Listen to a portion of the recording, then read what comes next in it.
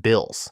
In 2023, the Buffalo Bills were riding high as one of the AFC's most talented teams, but behind the scenes, their front office was imploding. The controversy centered around two senior-level executives, Ron Raccuia, Executive Vice President and COO, and Jeff Littman, the team's CFO. Both were abruptly dismissed by ownership, and it wasn't initially clear why. But as details leaked, reports revealed that the two men were involved in an inappropriate romantic relationship with the same woman during a team trip to London. The scandal quickly escalated. The relationship allegedly crossed professional lines, creating a toxic work environment that violated team policies.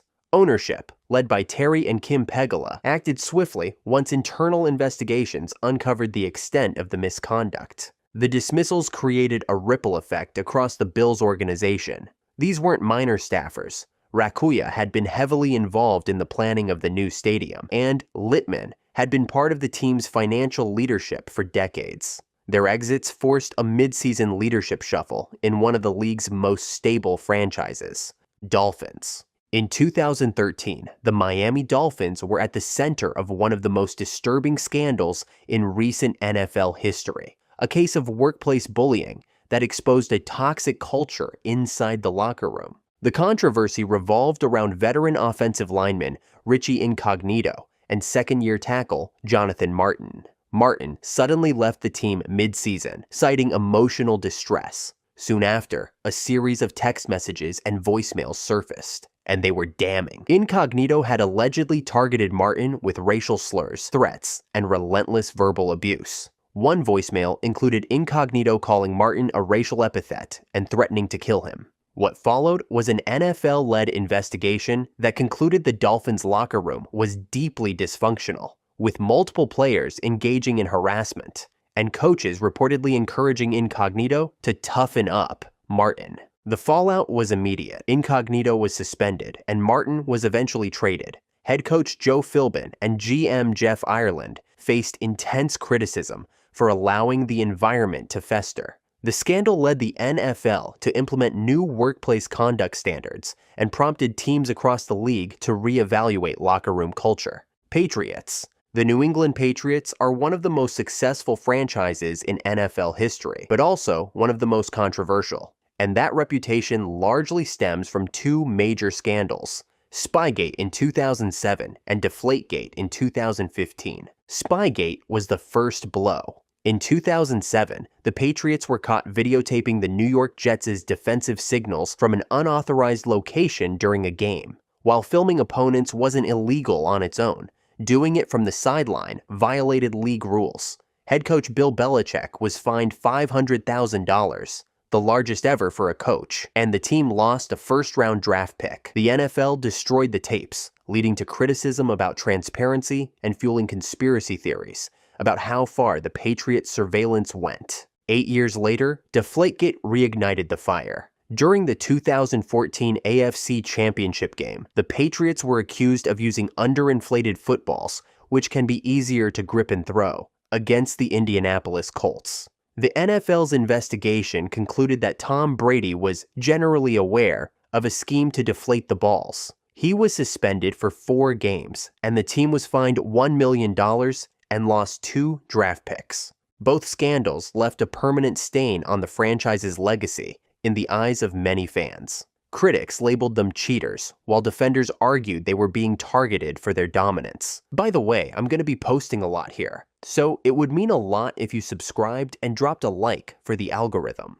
Jets. In 2008, the New York Jets made headlines when they signed legendary quarterback Brett Favre. But what was supposed to be a new chapter for the franchise quickly turned into a public relations nightmare. That same year, Favre was accused of sending inappropriate text messages and explicit photos to Jen Sturger, a former New York Jets game day host. The messages allegedly dated back to his brief time with the team. The NFL launched an investigation, and the story dominated sports media for weeks. While Favre admitted to leaving voicemails, he denied sending any explicit images. The league ultimately fined him $50,000, not for the content of the messages, but for failing to cooperate fully with the investigation. The scandal raised uncomfortable questions about workplace harassment in professional sports. It also put a spotlight on the culture inside NFL organizations, where team employees, especially women, often faced difficult environments.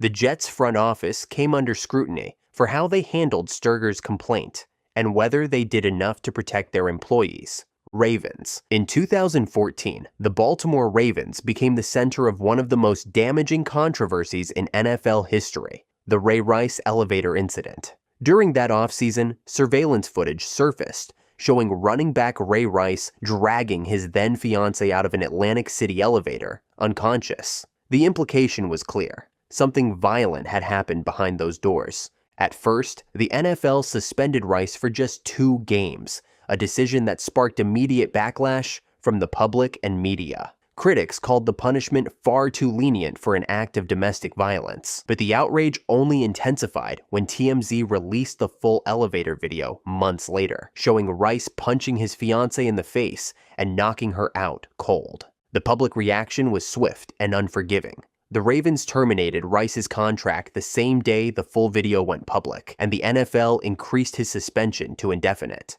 But by then, the damage had been done. The league was accused of trying to cover up the severity of the incident or failing to obtain the video when it was readily available. The fallout forced the NFL to completely overhaul its personal conduct policy and take domestic violence far more seriously. Commissioner Roger Goodell admitted that the league had got it wrong and announced stricter penalties for future incidents. Steelers. In the late 2000s, the Pittsburgh Steelers found themselves in the middle of a public relations crisis involving their franchise quarterback, Ben Roethlisberger. In March 2010, Roethlisberger was accused of sexual assault by a 20-year-old college student in a Georgia nightclub. It was the second such allegation against him in under a year, following a civil suit filed in Nevada in 2009. Though criminal charges were never filed, the details of the investigation sparked widespread media coverage and concern about Roethlisberger's behavior. The NFL suspended him for 6 games, later reduced to 4, for violating the league's personal conduct policy, despite no legal conviction. The backlash was swift. Roethlisberger's reputation took a major hit, with fans, media, and sponsors questioning his character. Steelers ownership made it clear they were unhappy, and there were even internal discussions about moving on from him entirely. Over time, Roethlisberger returned to the field and rebuilt his image, eventually leading the Steelers to several more playoff runs. But the controversy remains a stain on both his career and the team's legacy during that era. Bengals. In the mid-2000s, the Cincinnati Bengals were at the center of a storm of off-field issues that earned them a troubling reputation. Between 2005 and 2007, more than a dozen Bengals players were arrested on various charges, ranging from DUIs and drug possession to assault and weapons violations. The 2006 season was particularly chaotic. That year alone, 8 different players were arrested, including wide receiver Chris Henry, who was booked multiple times and suspended by the league. Linebacker Odell Thurman missed a drug test and was later arrested for drunk driving. Defensive end Frosty Rucker was charged with spousal battery. The list kept growing, and the headlines started to overshadow what the team was doing on the field. The league took notice, and so did the public. Commentators began to mock the Bengals as a jailhouse team, and critics blamed head coach Marvin Lewis and ownership for prioritizing talent over character. While the Bengals managed to field competitive teams during that stretch, the run-ins with the law painted the franchise as undisciplined and out of control. Eventually, the team adjusted its approach to scouting and player development, placing greater emphasis on personal conduct. Browns. In 2009, Cleveland Browns wide receiver Dante Stallworth became the focus of national headlines after a tragic and avoidable incident in Miami. Stallworth was driving under the influence when he struck and killed a pedestrian, 59-year-old construction worker Mario Reyes, who was crossing the street after work. Stallworth's blood alcohol level was well above the legal limit, and he was immediately arrested and charged with DUI manslaughter. He eventually reached a plea deal that included 30 days in jail, 2 years of house arrest, and a lengthy probation. The light sentence sparked widespread backlash and reignited debates over how athletes are treated in the legal system. The NFL suspended Stallworth for the entire 2009 season, but the league also received criticism for not issuing a harsher punishment. For the Browns, the incident added to a long history of turmoil during a decade already filled with poor performances and front office dysfunction. Colts. In 2019, the Indianapolis Colts were blindsided just weeks before the regular season when franchise quarterback Andrew Luck announced his retirement at just 29 years old. The news broke during a preseason game, and fans inside Lucas Oil Stadium began booing as reports circulated in real time. Luck, a four-time Pro Bowler and former first overall pick, had battled a relentless series of injuries: shoulder, kidney, ribs, ankle, that led to multiple surgeries and rehab cycles. He cited the endless pain and the toll it took on his mental health as reasons for stepping away from football. The Colts had built their entire roster around him, and his sudden departure sent the team scrambling. The emotional reaction from fans who had once seen Luck as the next Peyton Manning revealed the uncomfortable tension between fan loyalty and player well-being. Over time, many came to understand and support his decision, but the timing and nature of the retirement made it one of the most shocking exits in league history. Jaguars. In 2021, the Jacksonville Jaguars hired college football legend Urban Meyer to lead a rebuild around rookie quarterback Trevor Lawrence. What followed was one of the shortest and most chaotic head coaching tenures in NFL history. Meyer's tenure was plagued with controversy from the start. He hired strength coach Chris Doyle, who had been accused of racist behavior at Iowa, then quickly had to reverse the decision. During the season, Meyer stayed in Ohio after a Thursday night loss instead of flying back with the team, and was filmed at a bar getting close with a woman who was not his wife, sparking national backlash. Reports emerged of players and coaches losing respect for him. He allegedly belittled assistant coaches, got into a heated incident with wide receiver Marvin Jones, and even kicked kicker Josh Lambo during warm-ups. By December, he was fired after just 13 games. Titans. Before the 1999 season, a bizarre accusation shook up the rivalry between the Tennessee Titans and the Jacksonville Jaguars. Jaguars head coach Tom Coughlin publicly alleged that someone from the Titans had obtained a copy of Jacksonville's playbook before the season even started. The alleged theft came from Greg Williams, Tennessee's defensive coordinator at the time, who had formerly worked with the Jaguars. According to the accusation, the Titans used inside knowledge of Jacksonville's schemes to gain a competitive edge. The NFL investigated, but never publicly confirmed wrongdoing. However, the Titans beat the Jaguars 3 times that season, including in the AFC Championship, preventing Jacksonville from reaching its first Super Bowl. The situation never fully faded. Years later, players and coaches from that Jaguars team still cited the incident as a lingering source of bitterness. Texans. The Deshaun Watson controversy engulfed the Houston Texans franchise from 2020 to 2022. What began as a standoff between the star quarterback and the front office over personnel decisions quickly spiraled into one of the most high-profile off-field sagas in NFL history. In early 2021, Watson requested a trade. Shortly after, more than 20 women filed lawsuits accusing him of inappropriate conduct during massage sessions. The allegations triggered both civil litigation and a criminal investigation. Watson denied all wrongdoing, and while grand juries declined to indict him criminally, the NFL suspended him for 11 games for violating the league's personal conduct policy. The Texans, meanwhile, were pulled into the legal chaos. In 2022, the team reached settlements with 30 women who had planned to sue the franchise for enabling Watson's behavior by providing hotel rooms and massage tables. Ownership was widely criticized for prioritizing silence over accountability, with many seeing the organization as complicit in shielding their star player. Eventually, Houston traded Watson to the Cleveland Browns for a historic haul of draft picks, but the damage to the Texans' image lingered. Chiefs. In December 2012, the Kansas City Chiefs were shaken by an unthinkable tragedy involving linebacker Jovan Belcher. On the morning of December 1st, Belcher shot and killed his girlfriend, Cassandra Perkins, at their home. He then drove to the team's facility at Arrowhead Stadium, where he spoke briefly with head coach Romeo Crennel and general manager Scott Pioli before taking his own life in the parking lot. The incident stunned the NFL community. Belcher had no public history of violence or instability, and teammates described him as quiet and focused. The Chiefs were forced to play a scheduled game the very next day against the Carolina Panthers, winning 27-21 under a cloud of grief and disbelief. The tragedy reignited national discussions about mental health, head trauma, and the NFL's responsibility to its players. An autopsy later revealed that Belcher had signs of chronic traumatic encephalopathy, CTE, a degenerative brain disease linked to repeated concussions. His story became part of the broader examination into how the league handles brain injuries and the long-term well-being of its athletes. Raiders.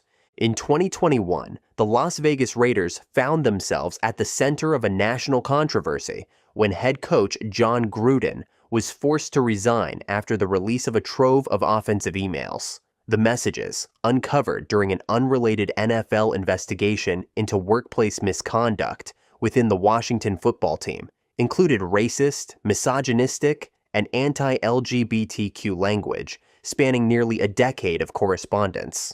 Gruden had signed a 10-year, $100 million contract just a few years earlier, intended to be the face of the franchise's rebirth in Las Vegas. But once the emails were published by the Wall Street Journal and the New York Times, his position became untenable. In the span of a week, the Raiders went from playoff hopefuls to a team without a head coach, with interim Rich Bisaccia stepping in mid-season. The fallout extended beyond just Gruden. The situation intensified scrutiny on the NFL's transparency, especially since only a handful of emails from a larger investigation were made public. Players and fans questioned whether the league selectively released information to force Gruden's ouster while protecting others. Broncos. In 2010, the Denver Broncos were caught in a controversy that felt like a direct sequel to the infamous Spygate incident. Then head coach Josh McDaniels, a former Patriots assistant, was fined $50,000 after it was revealed that one of his staffers, Steve Scarnecchia, had illegally videotaped a San Francisco 49ers walkthrough practice in London. The practice was held the day before the two teams were scheduled to play at Wembley Stadium. Scarnecchia, the team's director of video operations and also a former Patriots employee, filmed the walkthrough without McDaniels' knowledge, according to the NFL's investigation. But McDaniels failed to report the incident to league officials when he found out, which triggered the punishment. The NFL made it clear that the failure to report was a serious violation, regardless of whether the footage was ever used. The timing of the scandal couldn't have been worse. McDaniels was already under pressure due to the team's poor performance and questionable personnel decisions, including trading away stars like Jay Cutler and Brandon Marshall. The videotaping incident became the final straw. Less than 2 weeks after the news broke, McDaniels was fired. Chargers. The San Diego Chargers' move to Los Angeles in 2017 was a public relations disaster. For decades, the Chargers were deeply rooted in San Diego. The fans were loyal, the team had history, and the city had repeatedly supported them through ups and downs. But behind the scenes, tensions were growing between the franchise and local government. Owner Dean Spanos had been pushing for a new stadium to replace the aging Qualcomm Stadium. He proposed multiple plans, including one partially funded by taxpayers. Each proposal failed at the ballot box or stalled in negotiations. By 2016, it became clear the city and the team weren't going to reach a deal. That's when Spanos made the controversial decision to activate the team's option to relocate to Los Angeles and share the Rams' planned stadium in Inglewood. It shocked the San Diego fan base. They felt blindsided, betrayed, and discarded. For a while, the Chargers didn't even have a real fan presence in their new home.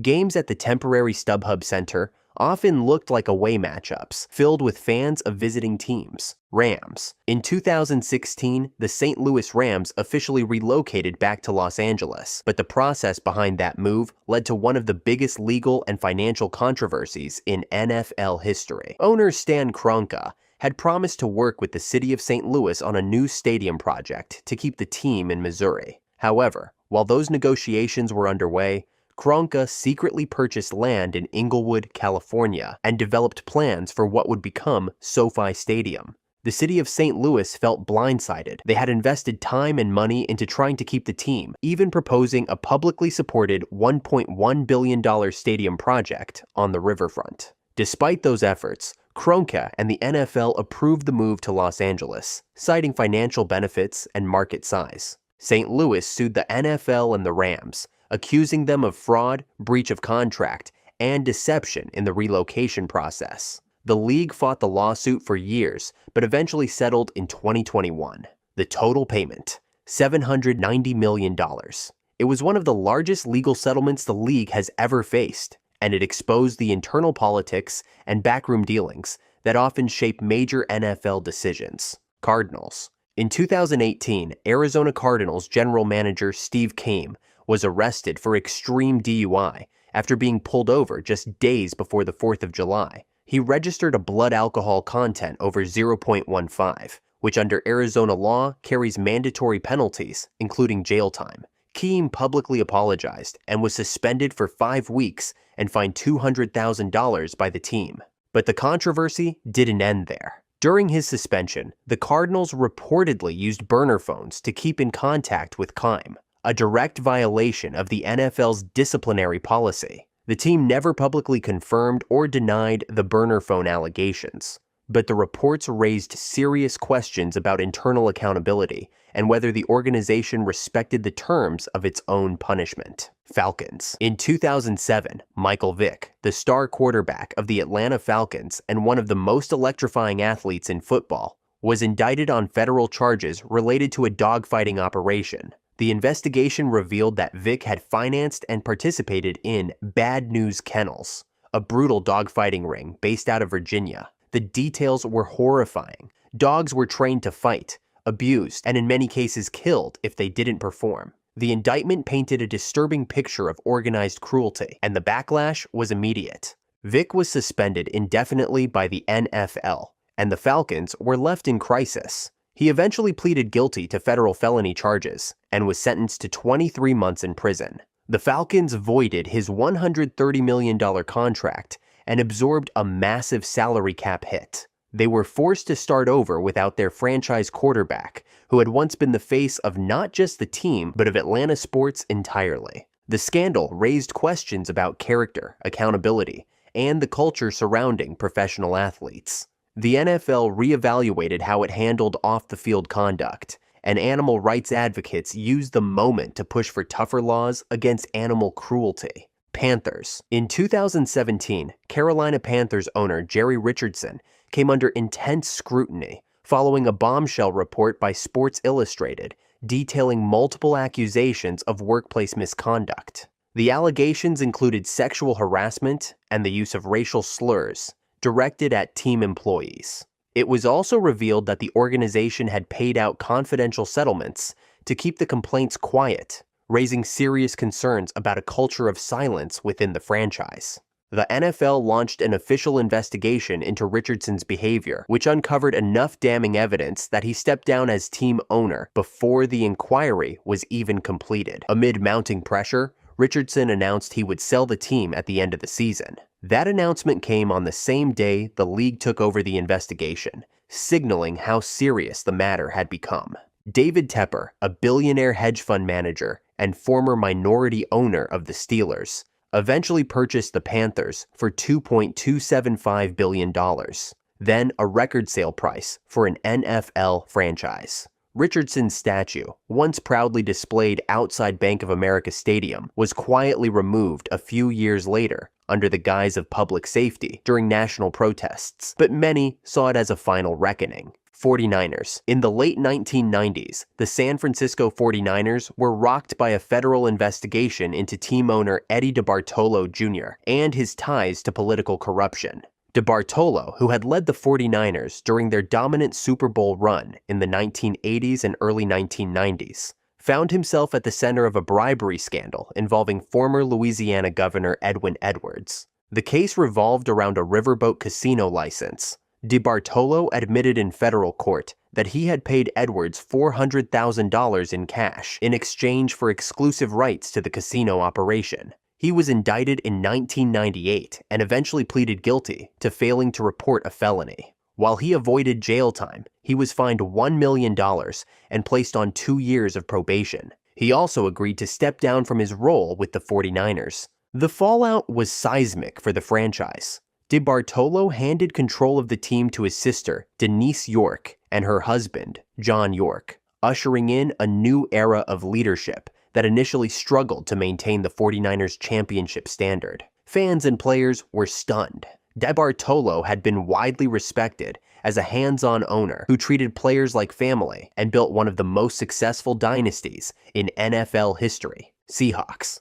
The Seattle Seahawks' most infamous controversy came not off the field, but at the 1-yard line of the biggest stage in sports, Super Bowl 49. With less than a minute remaining, trailing the New England Patriots 28-24, the Seahawks had the ball on 2nd and goal from the 1-yard line. Marshawn Lynch, one of the most powerful running backs in the league, stood in the backfield. Everyone expected a handoff. Instead, quarterback Russell Wilson dropped back and threw a slant. Patriots rookie Malcolm Butler jumped the route and intercepted the pass, sealing the win for New England and denying the Seahawks a second straight Super Bowl title. The decision instantly became one of the most debated play calls in NFL history. Fans, analysts, and even Seahawks players questioned why the team passed the ball instead of handing it to Lynch. The moment not only cost Seattle a championship, it fractured the locker room. Over the years, several players voiced their frustration.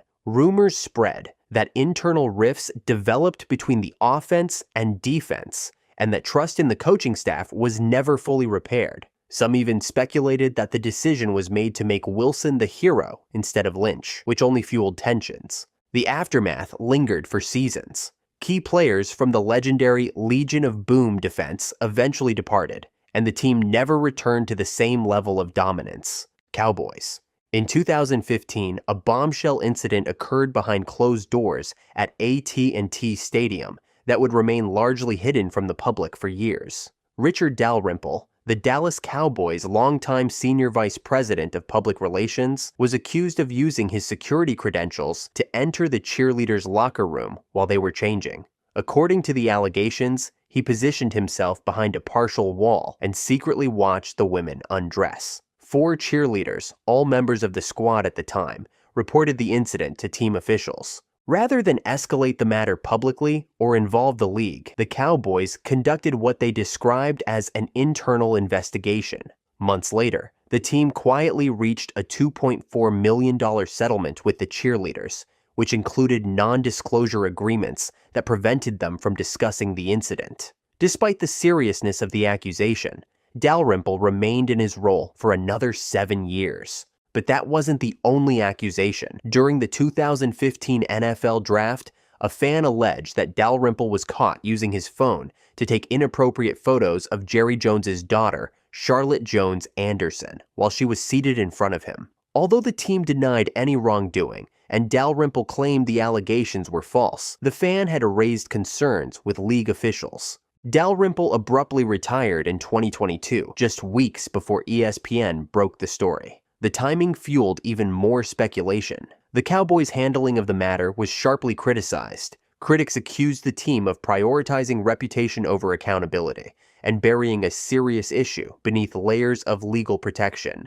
Giants. Few franchises in NFL history have been as storied as the New York Giants, but even their legacy includes shadows. Among the darkest chapters was the prolonged off-field controversy surrounding Hall of Fame linebacker Lawrence Taylor. Widely regarded as one of the most dominant defensive players in football history, Taylor's brilliance on the field was rivaled by a chaotic and troubling personal life. Throughout the 1980s and early 1990s, Taylor was repeatedly involved in drug-related incidents. He admitted to using cocaine during his career, including before games, and failed multiple NFL drug tests. In 1988, he was suspended for 30 days for substance abuse violations. Despite the disciplinary action, the league's response at the time was criticized for being too lenient given his star status. Fans and analysts debated whether the NFL turned a blind eye to protect one of its biggest names.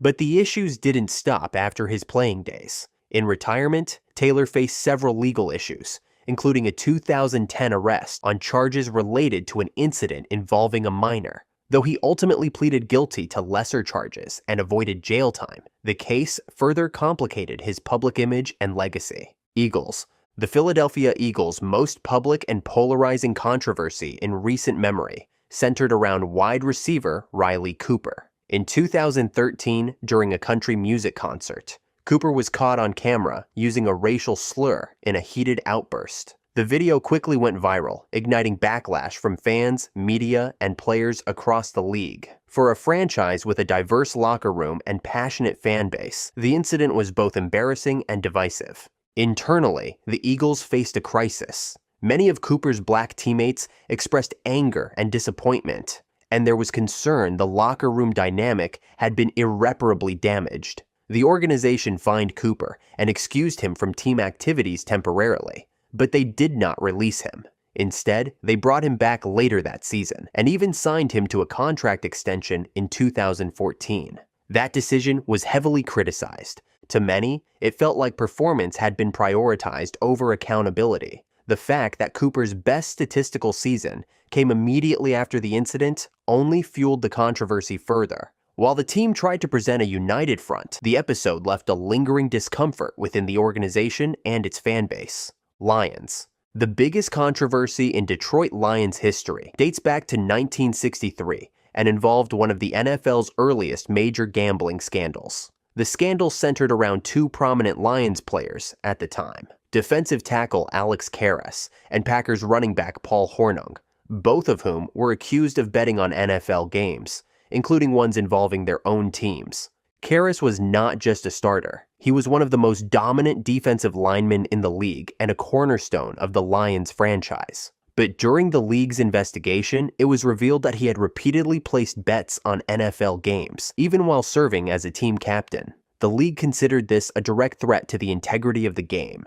Commissioner Pete Rozelle handed down harsh penalties to send a message. Both Karras and Hornung were suspended for the entire 1963 season, at a time when gambling and sports were not as intertwined as they are today. This was an unprecedented move. The Lions also fined several other players and were forced to reckon with the stain on their locker room. While Karras eventually returned and continued his career, and even later transitioned into a successful Hollywood career, his legacy was tainted for decades. He wasn't inducted into the Pro Football Hall of Fame until 2020, nearly 8 years after his death, in part because of the scandal. Commanders. The most defining controversy in Washington.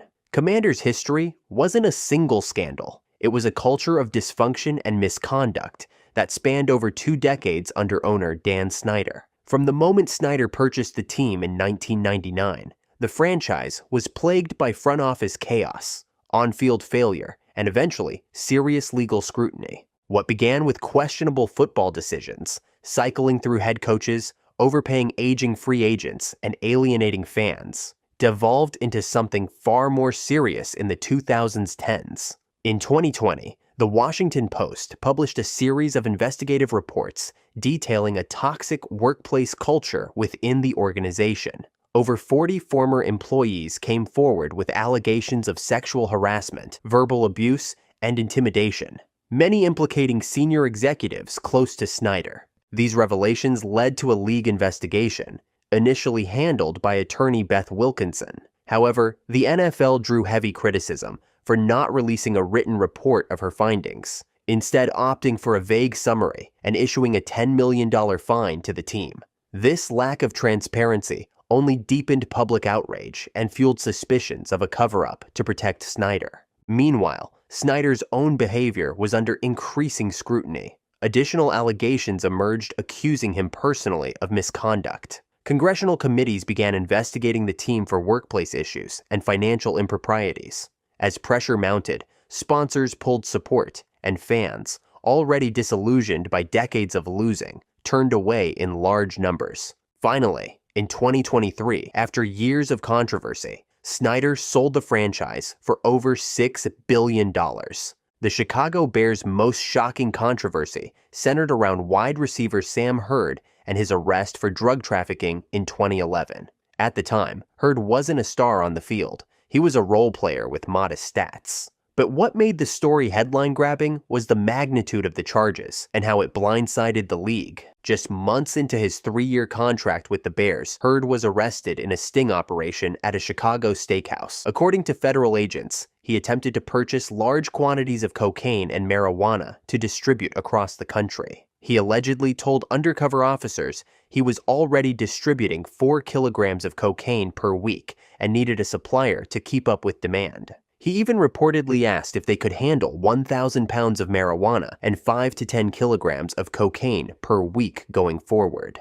The scale of Hurd's ambition was what stunned everyone. This wasn't a personal use case or a one-time deal. Prosecutors claimed Hurd was trying to operate a nationwide drug ring while playing in the NFL. The league quickly distanced itself, and the Bears released him the day after his arrest. In court, things only got worse. Text messages, recorded meetings, and informant testimonies painted Hurd as deeply involved in organized drug trafficking. He eventually pleaded guilty and was sentenced to 15 years in federal prison. Packers. The biggest controversy in Green Bay Packers history dates back to 1921 and 1922, when the team was caught using ineligible players under false names.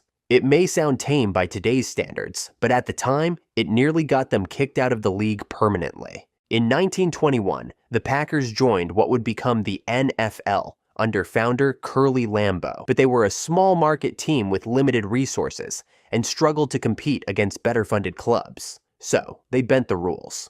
Lambeau arranged for several college players to suit up under assumed identities, essentially forging names on the roster, so they could play professionally while keeping their college eligibility intact. The league discovered it and wasn't amused. The NFL immediately stripped Green Bay of its franchise rights. For a moment, it looked like the Packers would be just another failed early football experiment. But in 1922, the team reorganized under a new name, Green Bay Athletic Club, and paid a $50 re-entry fee to be reinstated. It worked. They were allowed back into the league, and they've been a cornerstone franchise ever since. Vikings. The biggest controversy in Minnesota Vikings history unfolded in 2005 and became infamously known as the Love Boat Scandal. On October 6th of that year, several Vikings players chartered 2 boats on the Lake Minnetonka for what was supposed to be a private party. But what happened on those boats turned into a full-blown national scandal. According to reports and later police investigation, the party involved hired escorts from out of state, public sexual acts, and behavior so outlandish that the boat's crew members had to cut the trip short and call law enforcement.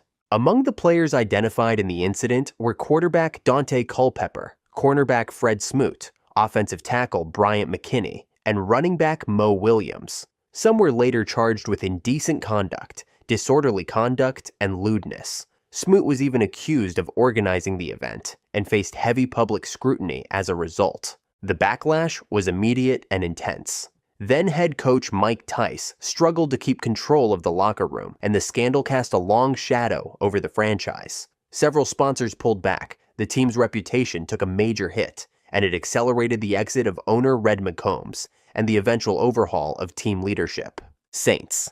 The biggest controversy in New Orleans Saints history is unquestionably the Bountygate scandal of 2012. A saga that rocked the NFL and changed the way the league approached player safety. The scandal centered around a bounty program run by defensive coordinator Greg Williams from 2009 to 2011. The program financially rewarded defensive players for injuring opponents and knocking them out of games. Hitting a quarterback so hard that he left the field, that could earn a player up to $1,500. The more damage, the higher the payout. The NFL launched an investigation and confirmed that not only did the bounty system exist, but that head coach Sean Payton and general manager Mickey Loomis were aware of it and failed to stop it. Even after initial warnings from the league, the Saints continued the program behind the scenes, further deepening the controversy. The punishment was historic. Head coach Sean Payton was suspended for the entire 2012 season, the first time in NFL history a coach received such a penalty. Greg Williams was suspended indefinitely, later reinstated. Loomis got an 8-game suspension, and assistant coach Joe Vitt received 6 games. The team was also fined $500,000 and lost 2 second-round draft picks. The scandal hit just as the Saints were still riding high from their 2009 Super Bowl win and damaged the franchise's reputation for years. Buccaneers. One of the most bizarre and public controversies in Tampa Bay. Buccaneers history came in 2022 when star wide receiver Antonio Brown stormed off the field mid-game, ripping off his jersey, throwing his gloves into the crowd, and running shirtless into the locker room while flashing peace signs to the fans. It all happened during a Week 17 game against the New York Jets, and it became an instant viral moment. The incident shocked the football world. Brown, who had a history of behavioral issues and off-field controversies, was already on thin ice in Tampa. Just weeks earlier, he had served a 3-game suspension for using a fake COVID-19 vaccination card. The team brought him back anyway, with head coach Bruce Arians saying he would only get one more chance. That chance unraveled on national television. According to Brown, he was dealing with an ankle injury and claimed the coaching staff tried to force him to play through it. The Buccaneers denied this version of events, saying Brown was cleared to play and never indicated he couldn't. What followed was a media circus, with Brown releasing private text messages, accusing the team of trying to cover up the situation, and even teasing a potential lawsuit. The fallout was swift. The Buccaneers cut Brown shortly after the game, ending a brief but chaotic tenure that had included a Super Bowl win in 2020, Virginia McCaskey, and the death of George Halas Jr. In 1979, George Muggs Halas Jr., the heir apparent to the Chicago Bears, died suddenly of a heart attack at just 54 years old. At the time, his death was ruled natural causes, and the Bears remained in the hands of the Halas family, eventually passing to his sister, Virginia Halas McCaskey. But decades later, a stunning twist reopened old wounds and sparked whispers of conspiracy. In the 2000s, during a bitter family inheritance dispute, Muggs's body was exhumed under court order. The forensic pathologist hired for the case, Dr. Michael Baden, made a shocking discovery. Most of his internal organs had been removed and replaced with sawdust. That finding, reported in the Los Angeles Times, immediately fueled suspicion that something about Muggs's death wasn't what it seemed. For conspiracy theorists, this detail became evidence of a dark family plot. Some fans whispered that Virginia, now over 100 years old and still the owner of the team, had benefited from her brother's suspiciously premature death, inheriting control of the Bears in what amounted to a quiet kinslaying. Lawsuits among Halas family members over money only added to the intrigue, making the Bears' ownership history seem cursed. To be clear, authorities have never found evidence of foul play. Officially, Muggs Halas died of a heart attack, but the bizarre autopsy report, with organs missing and replaced, left an eerie aura around his legacy. The drowning of Carol Rosenblum. On April 2nd, 1979, Carol Rosenblum, then the owner of the Los Angeles Rams, went for a swim in the Atlantic Ocean off the coast of Florida. Minutes later, his body was found floating face down. The death was ruled an accidental drowning. But from the very beginning, the circumstances raised eyebrows. Rosenblum was 72.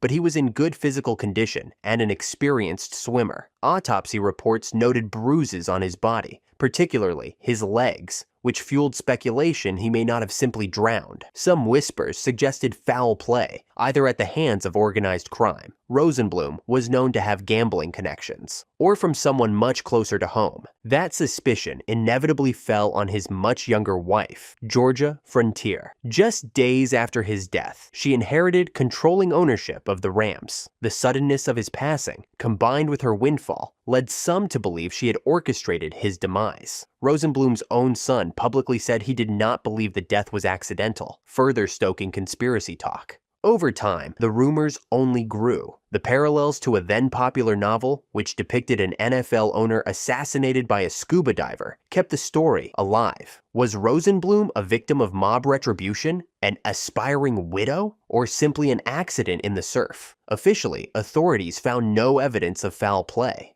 but the doubts never faded. Marvin Harrison's secret shootings. Marvin Harrison is remembered as one of the quietest and most reliable wide receivers in NFL history, a Hall of Famer who spent his entire career with the Indianapolis Colts. But after retirement, his name became tied to one of the strangest and darkest conspiracy theories in NFL lore. In April 2008, a man named Dwight Dixon got into a dispute with Harrison outside a car wash he owned in Philadelphia. Later that day, Dixon was shot multiple times. He survived and told police that Harrison had pulled the trigger. Investigators recovered a gun registered to Harrison that was linked ballistically to shell casings found at the scene. Yet, despite this, prosecutors said there wasn't enough evidence to charge him. A year later, the story got even more chilling. Dixon was shot and killed by an unknown assailant. Before he died, Dixon reportedly told officers he believed Harrison had been behind previous attempts on his life. Philadelphia police admitted they considered Harrison a person of interest, but again, no charges were filed. This sequence of events, a Hall of Fame player accused of a shooting, the key witness later murdered, and the case remaining unsolved, has fueled speculation that Harrison got away with something thanks to his influence or intimidation. To this day, Harrison has never been convicted of any violent crime. Officially, it remains an unsolved case. But for conspiracy theorists, it's one of the NFL's darkest whispers that Marvin Harrison, the soft-spoken superstar, lived a double life the league never wanted to confront. Ray Lewis's Deer Antler Potion. In the lead-up to Super Bowl 47 in 2013, one of the strangest sports controversies in NFL history broke out, and it centered on Ray Lewis, the heart of the Baltimore Ravens. A Sports Illustrated report claimed Lewis had used an unusual supplement called Deer Antler Spray to help recover from a torn triceps earlier that season. The spray supposedly contained IGF-1, a hormone banned by the NFL, because it can promote muscle repair and growth. To make matters worse, the supplier even produced a recorded phone call where Lewis asked about the product. The story dropped during Super Bowl week, a timing many Ravens fans saw as no coincidence. Lewis, furious at the accusations, denied everything. He called the report stupidity and said, "God has provided me with everything I need," and technically, he wasn't caught breaking any rule. The NFL had no tests for IGF-1 at the time, meaning there was no way to prove whether he had used it. The league quickly announced there would be no investigation or punishment. That quick dismissal gave rise to conspiracy theories on both sides. Some believe the NFL looked the other way, not wanting to tarnish the legacy of one of its biggest stars in his farewell game. Others thought the timing of the report itself was a deliberate attempt to distract Baltimore or tarnish Lewis's storybook ending. The truth likely lies somewhere in the middle. Lewis may have tried the spray in desperation, and the NFL preferred to quietly let it slide. The 90s Cowboys cover-ups. The Dallas Cowboys of the 1990s were a soap opera. Stories of wild parties, drugs, and late-night chaos became part of the team's reputation. But conspiracy theorists believe what fans saw in the headlines was only the tip of the iceberg. The Cowboys famously had a White House, a private rental house near team facilities where players held parties with drugs and escorts. Star wideout Michael Irvin was constantly in the news for off-field issues, from drug charges to fights. Yet, despite these controversies, punishments often seemed light, and suspicions grew that Jerry Jones, the Dallas police, and even the NFL itself were working to keep the Cowboys' biggest names on the field. The most infamous example came in 1996, when Irvin and teammate Eric Williams were accused of sexual assault. The accuser later recanted her story, and charges disappeared. But many conspiracy-minded fans wondered if hush money or influence played a role. Around the same time, Irvin allegedly stabbed a teammate in the neck with scissors during a training camp fight. But the incident was handled internally, never turning into a major scandal. Were the Cowboys actually protected by a web of influence? Officially, the NFL did suspend Irvin 5 games in 1996, and some players did face legal consequences. But the idea that America's team was allowed to bend the rules to keep its stars playing has lingered for decades. The Steelers' steroid dynasty. The Pittsburgh Steelers of the 1970s are remembered as one of the greatest dynasties in NFL history. 4 Super Bowls in 6 years, anchored by the Steel Curtain defense, and a roster stacked with Hall of Famers. But behind that success, a shadowy theory has lingered for decades, that the dynasty was fueled by steroids and that the NFL looked the other way. At the time, steroids were not banned in the league. Dianabol and other performance-enhancing drugs were widely available, and several former Steelers later admitted to using them. Offensive lineman Steve Corson openly talked about it in the 1980s. Other players, including Hall of Famer Mike Webster, were linked to use. One former teammate, Andy Russell, even claimed half the team was experimenting with steroids by the late 1970s. This isn't just speculation, it's part of the historical record. The conspiracy angle comes in when you consider how little the NFL did about it. Rival fans, especially those of the Raiders and Cowboys, have long accused the league of ignoring an open secret because Pittsburgh was a flagship franchise. Bigger, stronger players made for a better product, and the Steelers' dominance was good for business. Testing for steroids didn't even begin until 1987, nearly a decade after the Steelers' peak. Did steroids decide championships? That's impossible to prove. The Steelers were immensely talented and well coached regardless. But conspiracy theorists argue their size and strength advantage was chemically boosted, and that the NFL engaged in a conspiracy of silence, choosing not to expose what was happening in locker rooms league-wide. Bill Callahan sabotaged the Raiders. Super Bowl 37 in January 2003 was supposed to be the crowning moment for the Oakland Raiders. They had the league's top offense, MVP quarterback Rich Gannon, and a shot at their first championship since the 1980s. Instead, they were humiliated 48-21 by the Tampa Bay Buccaneers, a team coached by their former head coach John Gruden. A decade later, 2 Raiders legends, Tim Brown and Jerry Rice, dropped a bombshell. Both claimed that then head coach Bill Callahan had sabotaged the game by changing the Raiders' offensive game plan just 2 days before the Super Bowl. According to them, Oakland had spent the week preparing a run-heavy approach to attack Tampa Bay's defense, but on Friday, Callahan scrapped it for a pass-first scheme that played directly into the Buccaneers' strengths. The result was a disaster.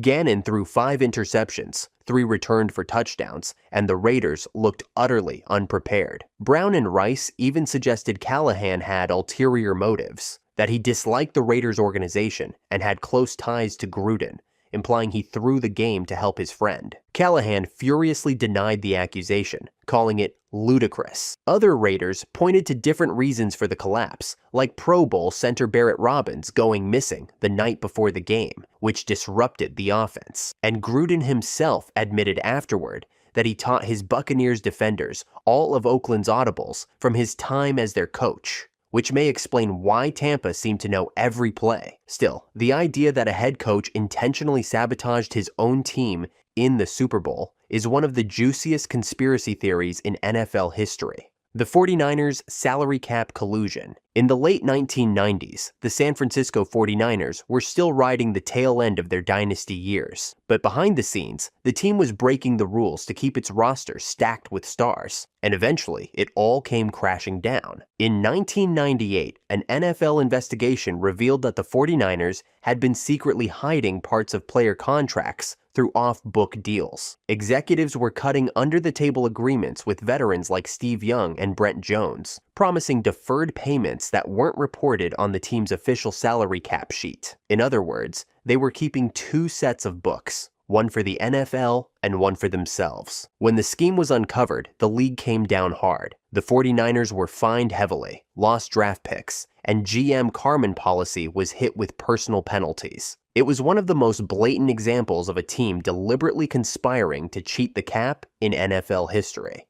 The conspiracy element isn't just what San Francisco did, but what rival fans suspect the NFL overlooked. Some believe the league turned a blind eye to similar practices during the 49ers' 1980s and early 90s dynasty years, only cracking down once outside pressure, including IRS involvement, forced their hand. The fact that the 49ers were able to keep so much high-priced talent under the cap for so long continues to fuel speculation that the league quietly let it slide until it couldn't anymore. At its core, it was a coordinated conspiracy between team executives and player agents to skirt the rules and gain an edge. The NFL eventually made an example of the 49ers, but the suspicion remains that they weren't the only team doing it. They were just the ones who got caught. Mark Gastineau's sudden retirement. In 1988, Mark Gastineau was one of the most famous defensive players in the NFL. The Jets' pass rusher had already set the single-season sack record and was a household name. Then, in the middle of the season, he stunned the football world by announcing his retirement, citing his fiance's battle with cancer as the reason. But almost immediately,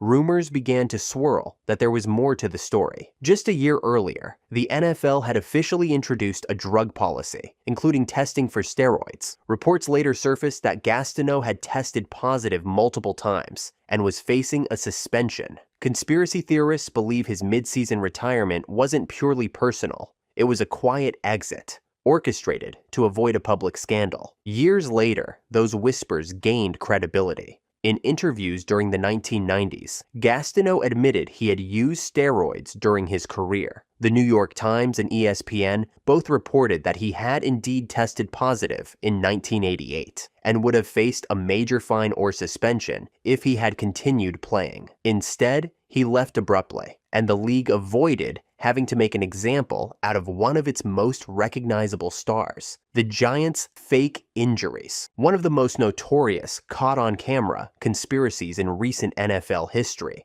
came on a Monday Night Football game in 2011 when the New York Giants played the St. Louis Rams. The Rams were running a fast-paced, no-huddle offense when, suddenly, two Giants defenders, Deion Grant and Jaquian Williams, both collapsed to the turf without being touched. The timing was suspicious. Both players went down almost simultaneously, stopping the drive in its tracks. On the broadcast, cameras even caught Giants veterans gesturing from the sideline just before the falls. The Rams' players and coaches were furious, convinced New York was faking injuries to stall their momentum. The Giants denied everything, of course, but the replays told a different story. Grant initially began to get back up, then seemed to remember and flopped back down to the ground.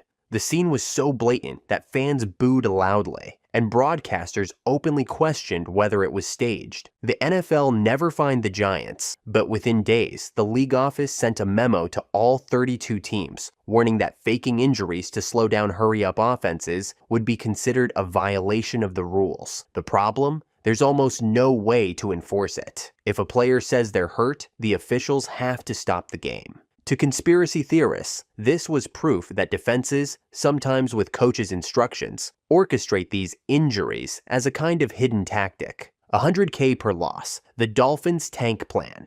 In 2022, one of the most explosive allegations in NFL history came not from a player, but from a head coach. Brian Flores, who had just been fired by the Miami Dolphins, filed a lawsuit against the league for racial discrimination, and buried within the legal filing was a shocking claim that Dolphins owner Stephen Ross had offered him $100,000 for every loss during the 2019 season.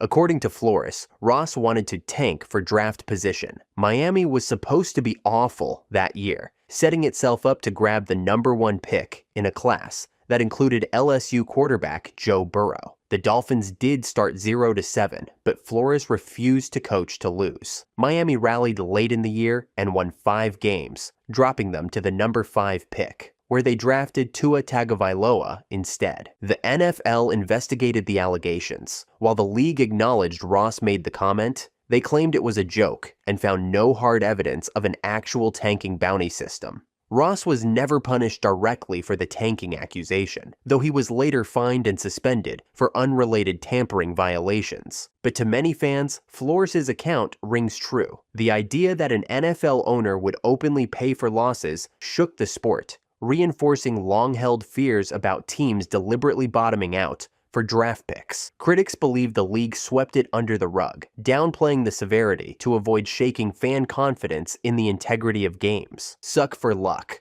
The 2011 Colts. In 2011, the Indianapolis Colts went from perennial Super Bowl contender to the NFL's worst team almost overnight. The reason was simple. Peyton Manning missed the entire season after neck surgery. Without him, the Colts stumbled to a 2-14 record, but the timing raised eyebrows because the very next draft featured Andrew Luck, one of the most hyped quarterback prospects in decades. From the moment Indy started losing, rival fans accused them of suck for luck. The idea was that the Colts weren't just bad, they were intentionally keeping it that way to secure the #1 overall pick. Instead of aggressively seeking a capable veteran replacement for Manning, they trotted out Kerry Collins, Curtis Painter, and Dan Orlovsky, a trio that seemed doomed to fail. To conspiracy theorists, that wasn't bad luck. It was by design, and it paid off. The Colts landed the #1 pick, drafted Luck, and immediately transitioned from the Manning era to another franchise quarterback. The optics were almost too perfect. The 1 year Manning goes down, Indy bottoms out just in time to grab the most polished QB prospect since John Elway. Officially, the organization denied tanking. Coaches and players never admitted to anything less than full effort, but the suspicion has never faded. Was it pure coincidence that a team so competitive for a decade collapsed just in time to land a generational quarterback? Or did ownership quietly set the roster up to fail, knowing what was at stake? The Pat Tillman cover-up. Pat Tillman was one of the most unique figures in NFL history. A hard-hitting safety for the Arizona Cardinals, he walked away from millions in 2002 to enlist in the U.S. Army after 9/11. 2 years later, he was killed in Afghanistan. The official story at first was simple. Tillman died heroically in an ambush. But the truth was much darker, and the way it was handled gave rise to one of the most enduring conspiracies in modern sports. Weeks after his death, it was revealed Tillman had not been killed by enemy fire, but by friendly fire. Army officials knew this within days, yet continued to promote the false story of a heroic firefight, even staging a televised memorial built on a lie. Tillman's family felt deliberately misled, and congressional hearings later confirmed there was an intentional cover-up at high levels of the military to protect the Army's image and avoid embarrassment. The conspiracy extends beyond that confirmed deception. Some theorists believe Tillman's death wasn't an accident at all. They point to the strange details. Tillman was shot 3 times in the forehead at close range. His personal journal and uniform were burned, and he had become openly critical of the war effort. Was he silenced because he no longer fit the military's heroic narrative? Official investigations said no, finding no evidence of foul play. But the suspicions never went away. Warren Moon and the MVP that never was. Warren Moon is one of the greatest quarterbacks in NFL history, a 9-time Pro Bowler who threw for over 49,000 yards and became the first black QB enshrined in the Hall of Fame. But there's one honor he never received, and many fans believe that's no accident. Moon was never named NFL MVP. The strongest case came in 1990. That year, Moon led the league in passing yards and touchdowns, won Offensive Player of the Year, and piloted Houston's run-and-shoot offense with jaw-dropping efficiency. Yet when it came time for MVP voting, he finished second behind Joe Montana. Critics argue Montana's award was more about reputation, while Moon's historic season was overlooked. That snub gave rise to a conspiracy theory that Moon was denied the MVP because he was black. In the late 1980s and early 90s, black quarterbacks still faced deep-seated skepticism. Moon had already been forced to spend 5 years in the CFL before even getting a chance in the NFL, a delay he himself attributed to racial bias among scouts and executives. Fans who believe the theory point out that if Moon had been white, his 1990 numbers and dominance would have made him a lock for MVP. There's no hard evidence of collusion among voters, but the suspicion persists. The narrative is that MVP voters of that era were hesitant to give the league's top award to a black quarterback, even one performing at an elite level. To Moon's supporters, the fact that he never won despite multiple MVP-caliber seasons is proof of institutional bias. The Pottsville Maroons Championship Curse. In 1925, the Pottsville Maroons were one of the NFL's toughest small-town teams. That year, they beat the Chicago Cardinals late in the season and were recognized by most as the rightful champions. But days later, NFL President Joe Carr stripped Pottsville of the title, claiming they had violated league rules by playing an unauthorized exhibition game against a team of Notre Dame All-Stars in Philadelphia. territory belonging to another franchise. The championship was retroactively handed to the Cardinals. The Maroons and their fans were outraged. They insisted the league bent its own rules to favor a big market team over a coal mining town. Pottsville even sued for recognition decades later, but the NFL never budged. Out of that bitterness grew a local legend, the Pottsville Curse. According to the tale, supporters of the Maroons vowed the Cardinals franchise would never win another championship until the 1925 title was restored. Whether coincidence or curse, the results were eerie. The Cardinals, later the St. Louis Cardinals, then the Arizona Cardinals, became one of the most snake-bitten franchises in pro football. After winning an NFL title in 1947, they went decades without another, suffering heartbreak after heartbreak. Even today, some Cardinals fans joke that their team is haunted by Pottsville's stolen crown. ESPN and others have retold the story, highlighting how a decision nearly a century ago might still loom over the league's oldest franchise. Of course, there's no proof of any supernatural curse, but as long as the Cardinals continue to struggle, the legend of Pottsville's revenge lives on. Malcolm Butler benched in the Super Bowl, one of the most confusing coaching decisions in NFL history. It's February 4th, 2018, Super Bowl 52.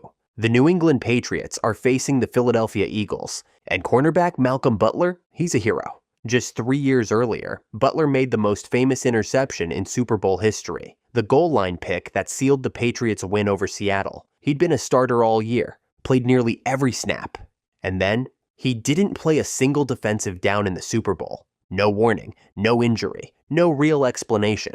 When the Patriots' defense took the field, Butler was standing on the sideline, helmet on, tears in his eyes. A second stringer named Eric Rowe started instead, and the Eagles torched New England's defense for 41 points. Reporters asked Belichick after the game, why didn't Butler play? He just said, we put the players and game plan out there that we thought would be the best, like we always do. Rumors exploded. Was Butler late to a team meeting? Had something happened in the days leading up to the game? Nobody really knows.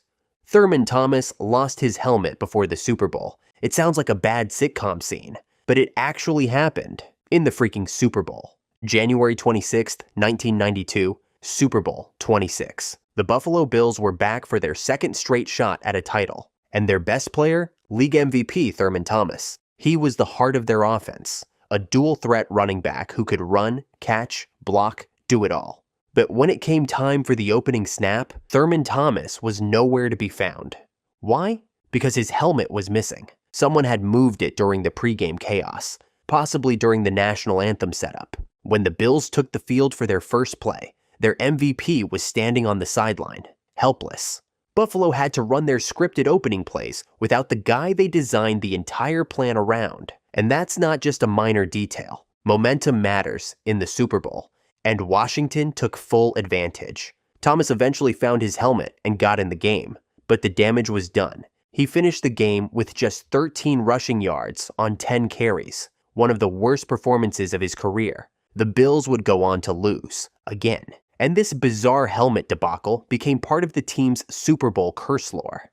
Even today, fans still debate, how does one of the best players in the NFL lose his helmet in the biggest game of the year? Golden Tate allegedly slept with Russell Wilson's wife.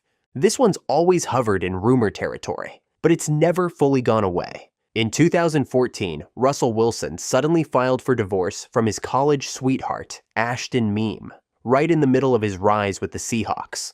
No warning, no scandal, at least not at first. But then the rumors exploded. Some fans began to whisper that Golden Tate, Wilson's teammate at the time, had something to do with it. Specifically, that he allegedly slept with Wilson's wife, causing a total breakdown in their relationship. It didn't help that shortly after, Tate left Seattle, or that Percy Harvin supposedly punched him before the Super Bowl. Golden Tate publicly denied everything, saying, in fact, my wife now, and Ashton, were best friends, and still are really good friends. In fact, Ashton came to our wedding. Every time I saw Russell, I'd be so angry. Like, how would you let this happen? But even now, a decade later, it's still one of the most talked about NFL gossip mysteries of the 2010s. What was really said in the Myles Garrett and Mason Rudolph fight? This wasn't just a scuffle. It was one of the ugliest on-field moments in NFL history. November 14th, 2019, Thursday Night Football, Browns versus Steelers. With just seconds left in the game, Browns defensive end Myles Garrett took down Steelers quarterback Mason Rudolph. What happened next? Didn't even look real. Garrett ripped Rudolph's helmet off, then swung it at his head, connecting in a horrifying, dangerous moment that stunned everyone. Garrett was suspended indefinitely. The league called it one of the worst incidents ever. But then, the story got even murkier. A few days later, Garrett claimed that Rudolph had called him a racial slur, sparking the violent reaction. The NFL said it found no evidence of that after reviewing audio. Rudolph denied it. Garrett stood by it. No one else on the field confirmed hearing anything. And just like that, the truth was lost. Did Rudolph say something horrible that pushed Garrett over the edge? Or did Garrett just lose control and later try to justify it? To this day, no one knows for sure. The Saints Catholic Church cover-up. This scandal goes far beyond football. Back in 2020, leaked emails already showed Saints executives offering PR assistance to the Archdiocese of New Orleans amid a clergy abuse crisis. The team claimed they merely provided media support, not helping hide names. But critics cried foul. Fast forward to early February 2025, and more bombshell emails emerged. Hundreds of private team communications were released to the press, including messages from Saints president Dennis Lauscha and communications chief Greg Bensel. These emails reveal drafting questions the Archbishop should answer, helping remove certain clergy from the abuse list, advising storytelling language to soften coverage. Later in May 2025, the Archdiocese agreed to a $179 million settlement, but questions persist. How much did the team influence who made or got removed from the list? The NFL even stepped in. Commissioner Goodell said the league won't investigate, framing it as a matter for law enforcement. One survivor said the emails show a genuine lack of concern for victims, and suspect the Saints wielded their influence to protect clergy, not survivors. Emails also revealed that key political figures, like Judge Jay Zaney, were looped into this damage control network, suggesting deeper links between church, team, and civic leadership. But here's the thing. The NFL hasn't suspended a single Saints executive. No fines, no sanctions, just a quiet statement and a big payout, but no real accountability. So what's left unresolved? Did Saints leaders actively influence which priests were included or excluded on that list? How deep was the coordination behind the scenes? Why did the NFL, with decades of dealing with abuse scandals, refuse to act? This isn't just a PR mess. It's a question of morality and the potential for a sports team to use its power to shield abusers. The Dan Snyder front office scandal. This one was so chaotic, it's hard to tell where the mystery ends and the cover-up begins. For over 2 decades, Dan Snyder, owner of the Washington Commanders, ran one of the most dysfunctional front offices in NFL history. There were toxic workplace allegations, financial impropriety, and even accusations of secret surveillance. But one of the biggest mysteries, why did it take so long for the NFL to do anything? Let's start with what we know. Dozens of former cheerleaders and employees accused Snyder's organization of harassment and exploitation. There were claims of inappropriate videos being secretly filmed. Reports emerged that Snyder was allegedly involved in hush money payments. Congress got involved. There were hearings, subpoenas. The NFL even conducted an internal investigation, led by attorney Beth Wilkinson. But here's the catch. The league never released the full report. All we got was a summary, verbally delivered by Commissioner Roger Goodell. No transparency, no accountability, no paper trail. And despite the mountain of evidence, Snyder wasn't immediately removed. Eventually, after years of pressure, Snyder sold the team for over $6 billion. No punishment, no suspension. So the question remains, what did that report really say? Why did the NFL work so hard to keep it buried?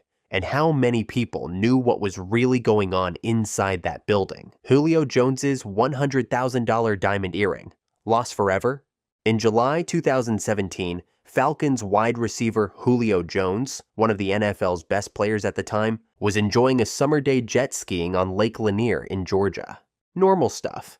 Until suddenly, in the middle of the ride, his $100,000 diamond earring flew off his ear and vanished beneath the water.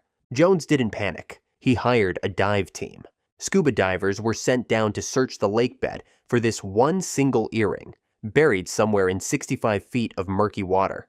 They searched for hours, never found it. When reporters asked Julio if he was mad, he shrugged it off like a true wide receiver. It was insured. I was fine. And just like that, a six-figure piece of jewelry was lost forever, somewhere at the bottom of a lake that already has a haunted reputation. And to this day, the earring has never been recovered. What really happened between Josh McDaniels and the Colts? This one still doesn't sit right. In 2018, the Indianapolis Colts were in full rebuild mode. They needed a new head coach, someone to bring stability and revive Andrew Luck's career. So they hired Josh McDaniels, the longtime Patriots offensive coordinator. The deal was done. The Colts announced it. And then, just hours before his introductory press conference, Josh McDaniels backed out. No warning, no reason. He simply changed his mind. People were stunned. Was it personal? Was it cold feet? Had Bill Belichick promised him the Patriots job after retirement? Reports swirled. Some said his family wanted to stay in New England. To make things weirder, McDaniels never explained himself. He just ghosted and went back to work in Foxborough like nothing happened. The Colts, blindsided, scrambled, and eventually hired Frank Reich, who did a solid job. But that moment, still one of the strangest turnarounds in NFL coaching history. Peyton Manning's wife allegedly ordering HGH. This one came out of nowhere and then quietly disappeared. In 2015, an Al Jazeera undercover investigation rocked the sports world. The documentary The Dark Side alleged that several high-profile athletes had received shipments of performance-enhancing drugs. One of the names? Peyton Manning. The report claimed that human growth hormone was shipped to Manning's house under his wife Ashley's name during the 2011 offseason, when he was recovering from neck surgery and missed the entire season. The implication was obvious, that Peyton had used Ashley's name as a cover to avoid detection, but Manning vehemently denied the accusations, saying he was furious and disgusted by the report. But the details were still murky. Why were shipments of HGH going to his house at all? Why under Ashley's name? The NFL investigated and cleared Manning. No discipline, no charges. But many fans still wonder, was there more to this story? It faded quickly from headlines, but for some, it left a permanent question mark on one of the NFL's most respected legacies. George Kokinis disappears from the Browns. This one was weird even by Cleveland Browns standards. In 2009, George Kokinis was hired as the general manager of the Cleveland Browns. A respected front office executive from the Ravens, Kokinis was brought in to help rebuild the franchise alongside head coach Eric Mangini. But just 9 months later, Kokinis was mysteriously gone. No press conference, no formal announcement. Reports said Kokinis was escorted out of the team facility by security. Some claimed he was fired. Others said he resigned. The team initially said nothing. Even stranger, the Browns later claimed that Kokinis had never officially signed his GM contract. That gave the team legal cover to avoid paying the remainder of his salary. Behind the scenes, rumors swirled that Kokinis and Mangini clashed over power, that ownership had second thoughts about the hiring, that Kokinis allegedly pooped on the desk of Randy Lerner, the majority owner of the Browns, but nobody ever went on the record. To this day, there's never been a clear public explanation about what happened, or why it happened so fast. The picked up flag, Lions vs. Cowboys, 2015. It was the most infamous flag that never counted. The 2014 NFC wildcard matchup between the Detroit Lions and the Dallas Cowboys was already intense. With under 9 minutes left in the fourth quarter, the Lions were up 20-17 and driving. On a crucial 3rd and 1, Matthew Stafford threw a pass to tight end Brandon Pettigrew, and Cowboys linebacker Anthony Hitchens was clearly flagged for pass interference. The referee threw the flag. The stadium announcer even confirmed the call on the PA system. Then, in an almost surreal twist, the refs picked it up. No explanation, no penalty. Just play on. The Lions were stunned. The Cowboys took over, marched downfield, and scored the go-ahead touchdown. Dallas would go on to win 24-20. Detroit fans were livid. NFL insiders were baffled.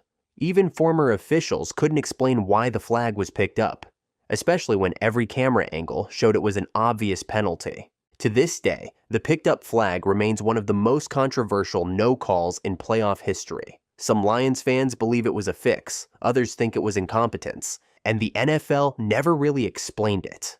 Where did Barrett Robbins go before the Super Bowl? One of the most bizarre mysteries in NFL history happened the night before the biggest game of the year, Super Bowl 37. The Oakland Raiders were about to face the Tampa Bay Buccaneers, but just 24 hours before kickoff, their starting center, Barrett Robbins, disappeared.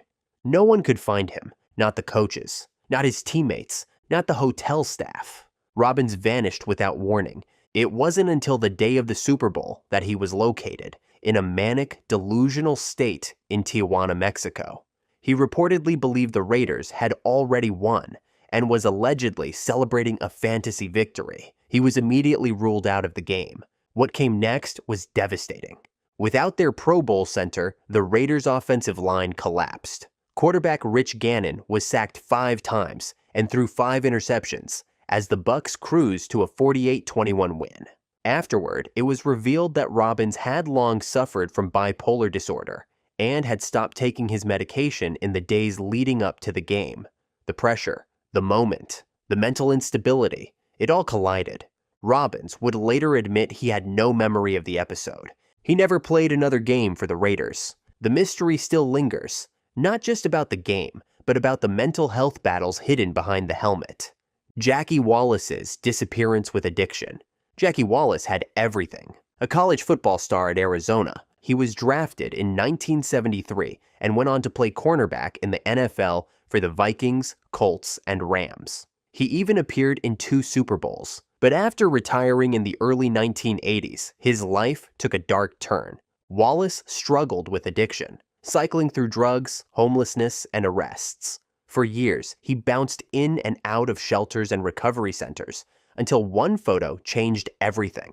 In 1990, a journalist named Ted Jackson snapped a picture of Wallace sleeping under a highway overpass. That photo became the start of a friendship and a mission. Jackson helped Wallace get sober, reconnect with family, and even regain purpose. For decades, it looked like a redemption story, until 2017, when Jackie Wallace disappeared again. He left his home in New Orleans, and for 6 weeks, no one knew where he was. He had relapsed and vanished into the streets. His family and the media feared the worst.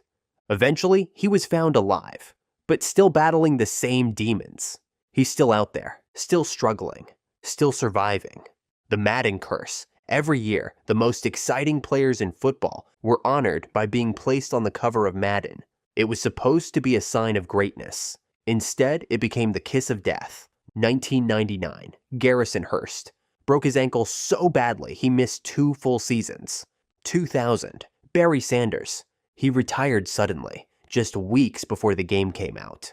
2001, Eddie George. He fumbled away a playoff game and was never the same. Then came Dante Culpepper, Marshall Faulk, Michael Vick, then Donovan McNabb, Sean Alexander. Injury after injury, collapse after collapse. Even Brett Favre's legendary Iron Man streak ended after his Madden cover. And it wasn't just physical. Peyton Hillis was on the cover in 2012. The next year, out of the league entirely. Year after year, fans braced for it. Oh no, he's on the cover? He's done. Patrick Mahomes is one of the few to survive it, even breaking the curse by winning the Super Bowl after his 2022 cover. But it's been reignited after Christian McCaffrey suffered a season-ending injury after gracing the cover of Madden 25. The Madden curse became one of football's strangest superstitions. The Super Bowl loser curse. You make it all the way, 60 minutes from glory, and then you lose. Not just the game, but something more. Because in the NFL, losing the Super Bowl isn't the end of a season. It's the start of a curse. Since the NFL-AFL merger in 1970, most teams who lose the Super Bowl come back the next year and collapse. In some cases, they never recover. The 2001 Rams lost to the Patriots. They haven't been the same since. The 2008 Cardinals came inches from a title, then never made it back. The 2015 Panthers, 15-1, MVP quarterback and a generational defense, crushed in the Super Bowl. Cam Newton hasn't been the same since. And then there's the Falcons. You don't even have to say anything else. Of the last 25 Super Bowl losers, only 3 have made it back the next year. Most finish with worse records. Analysts call it the Super Bowl hangover.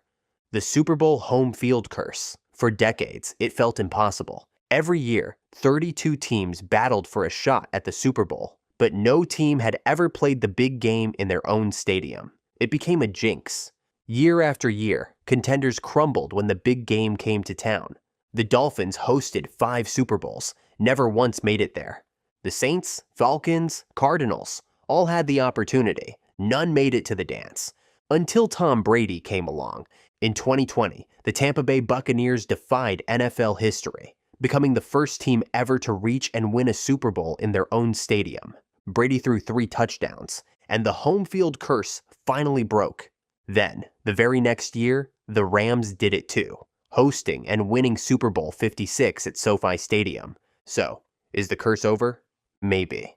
The MVP curse. Every year, the NFL MVP doesn't win the Super Bowl. It's one of the strangest, most stubborn curses in football. Kurt Warner in 2001 lost in the Super Bowl. Shaun Alexander in 2005 blown out in the Super Bowl.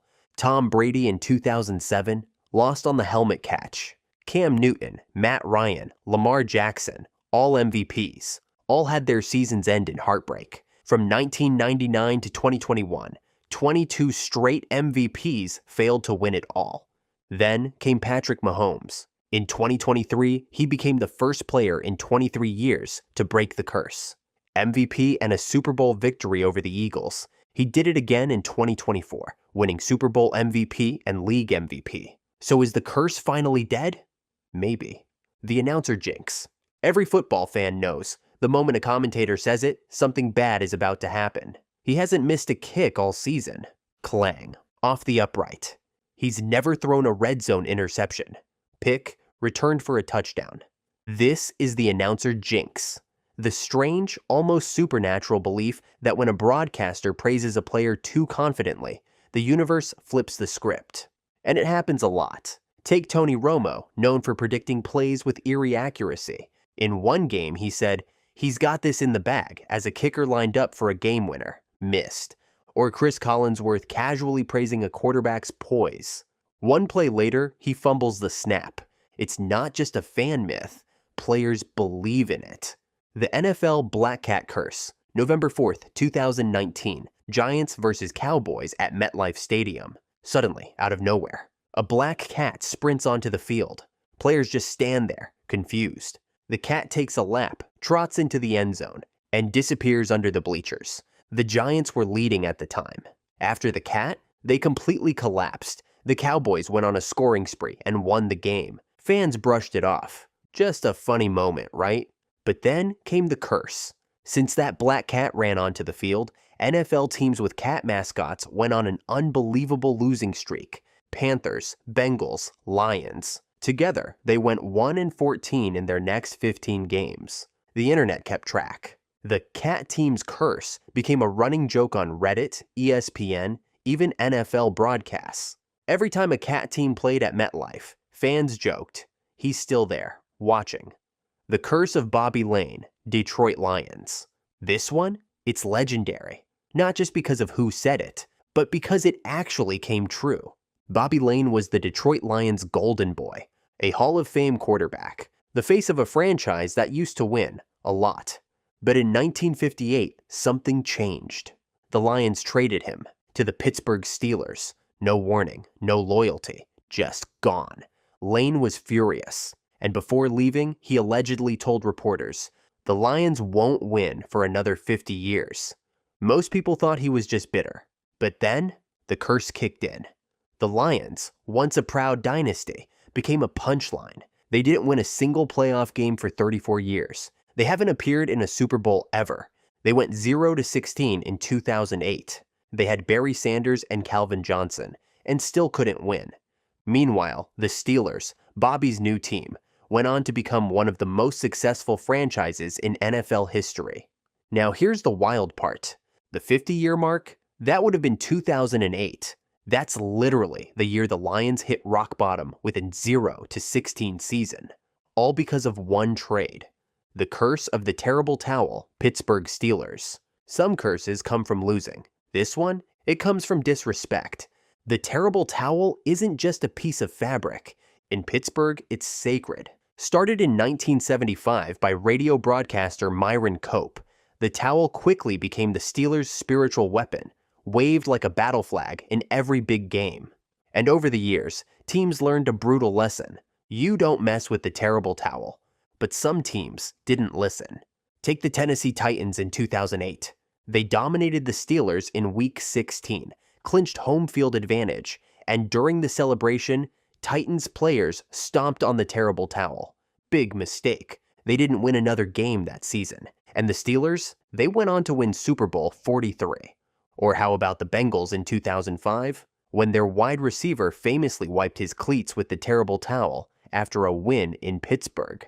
Next time they played the Steelers, Pittsburgh knocked them out of the playoffs in their own stadium and went on to win Super Bowl 40. Even the Jaguars felt it. In 2007, after a playoff win in Pittsburgh, Jacksonville's mascot posed with a terrible towel. Since then, they've had one of the worst records in the league, fired multiple coaches, had more starting quarterbacks than playoff wins. The pattern keeps repeating. It's gotten to the point where players refuse to touch it. Commentators whisper about it like it's a bad omen. It sounds ridiculous until it keeps happening. The curse of Doug Williams, Tampa Bay Buccaneers. Some curses come from superstition, others come from disrespect. Doug Williams was the first black quarterback ever drafted in the first round. He joined the Tampa Bay Buccaneers in 1978, a team that had just gone 2-26 in their first 2 seasons. But with Williams, they made the playoffs 3 times in 5 years. He turned the franchise around. And what did he get in return? The lowest salary of any starting quarterback, $120,000, less than a dozen backups. When he asked for a raise after years of carrying the team, ownership refused. So he walked, played in the USFL, and eventually returned to Washington. And in 1988, he became the first black quarterback to start and win a Super Bowl, torching Denver with 4 touchdown passes in a single quarter. Meanwhile, the Bucs, they went 12 straight seasons with double-digit losses. They became the joke of the league. It felt like karma, like the football gods were watching, and for years, Tampa Bay couldn't escape it. Doug Williams eventually returned to the Bucs in an executive role. Time healed some wounds, but the curse, it left a mark. The Browns' quarterback curse. If you ever want to know what heartbreak looks like in football form, just ask a Cleveland Browns fan. Since returning to the NFL in 1999, the Browns have been plagued by one of the most bizarre and painful curses in football. They can't find a quarterback. Not for a lack of trying. They've tried everyone. High draft picks, journeymen, college legends. And still, bust after bust. A fan once stitched together a Browns jersey with the names of every quarterback who started a game for them since '99. The list stretched past his knees. From Tim Couch to Baker Mayfield, the supposed savior. The one who gave them their first playoff win in nearly 3 decades, only to be discarded a year later. It's not just the instability, it's the chaos. And every time Cleveland fans think this is the guy, it all comes crashing down. And unless something changes, the curse will keep adding names to the list. The curse of MetLife Stadium. Since it opened in 2010, MetLife Stadium has been home to both the New York Giants and the New York Jets. But it seems like the building came with a curse built into the concrete. Let's start with the Jets. Since moving into MetLife, they've had 0 playoff appearances, a rotating door of head coaches, and a quarterback room that could double as a history museum of failed experiments. From Mark Sanchez's decline to the Zach Wilson roller coaster, nothing has stuck. But it gets weirder. In 2023, they landed Aaron Rodgers. The move was supposed to end the curse instantly, only for his debut to last 4 snaps before a season-ending Achilles tear. But the Giants haven't fared much better. Since winning the Super Bowl in 2011, their first season at MetLife, they've mostly been stuck in the mud. Losing records, Coaching chaos. Talent wasted. Saquon Barkley, one of the brightest stars in the league, has had his career repeatedly derailed by injuries, many of them occurring on the MetLife turf, which players have complained about for years. In fact, the stadium became notorious for its turf being a magnet for non-contact injuries, so much so that multiple teams publicly voiced concerns, and the NFL was eventually pressured to replace the surface. The Saints' post-Bountygate curse. The New Orleans Saints were flying high. Drew Brees, Sean Payton, an electric offense. They won the Super Bowl in 2009 and looked poised to become the NFL's next dynasty. Then, Bountygate happened. In 2012, the NFL dropped a bombshell. The Saints were running an illegal bounty program, paying players bonuses for injuring opponents. The fallout was nuclear. Head coach Sean Payton was suspended for an entire season. Multiple players were fined or suspended. The team was fined $500,000 and lost 2 draft picks. The punishment was the harshest in league history at the time, and many believe it cursed the Saints from that moment on, because ever since Bountygate, the Saints have become the kings of devastating playoff heartbreak. The Minneapolis Miracle, 2017, a walk-off 61-yard touchdown as time expired. The No Call, 2018, in the NFC Championship game against the Rams, a blatant pass interference wasn't called, one of the most infamous officiating errors in NFL history. The Push-Off, 2019.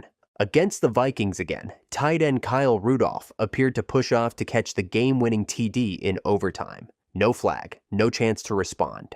The team that once danced through Bourbon Street as champions has been dancing with heartbreak ever since. The Vikings kicker curse.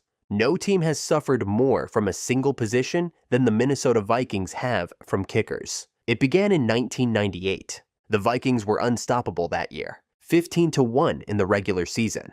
Randy Moss took the league by storm. All they needed was a 38-yard field goal to seal a trip to the Super Bowl, and they had Gary Anderson, who hadn't missed a single kick all season. But then he did, wide left. The Falcons came back, tied it, won it in overtime, and Minnesota's best shot at a title vanished into thin air. Fast forward to 2003. The Vikings needed a win in Week 17 to make the playoffs. All they had to do was stop the Cardinals on 4th and 25. They didn't. Then came 2009. The Brett Favre year, they were on the doorstep of the Super Bowl again.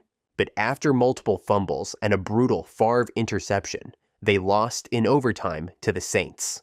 Why is that part of the kicker curse? Because the Saints missed a field goal in overtime and still won. Then, 2015, the most infamous of all. The Vikings were at home, playing the Seahawks in the wild card round.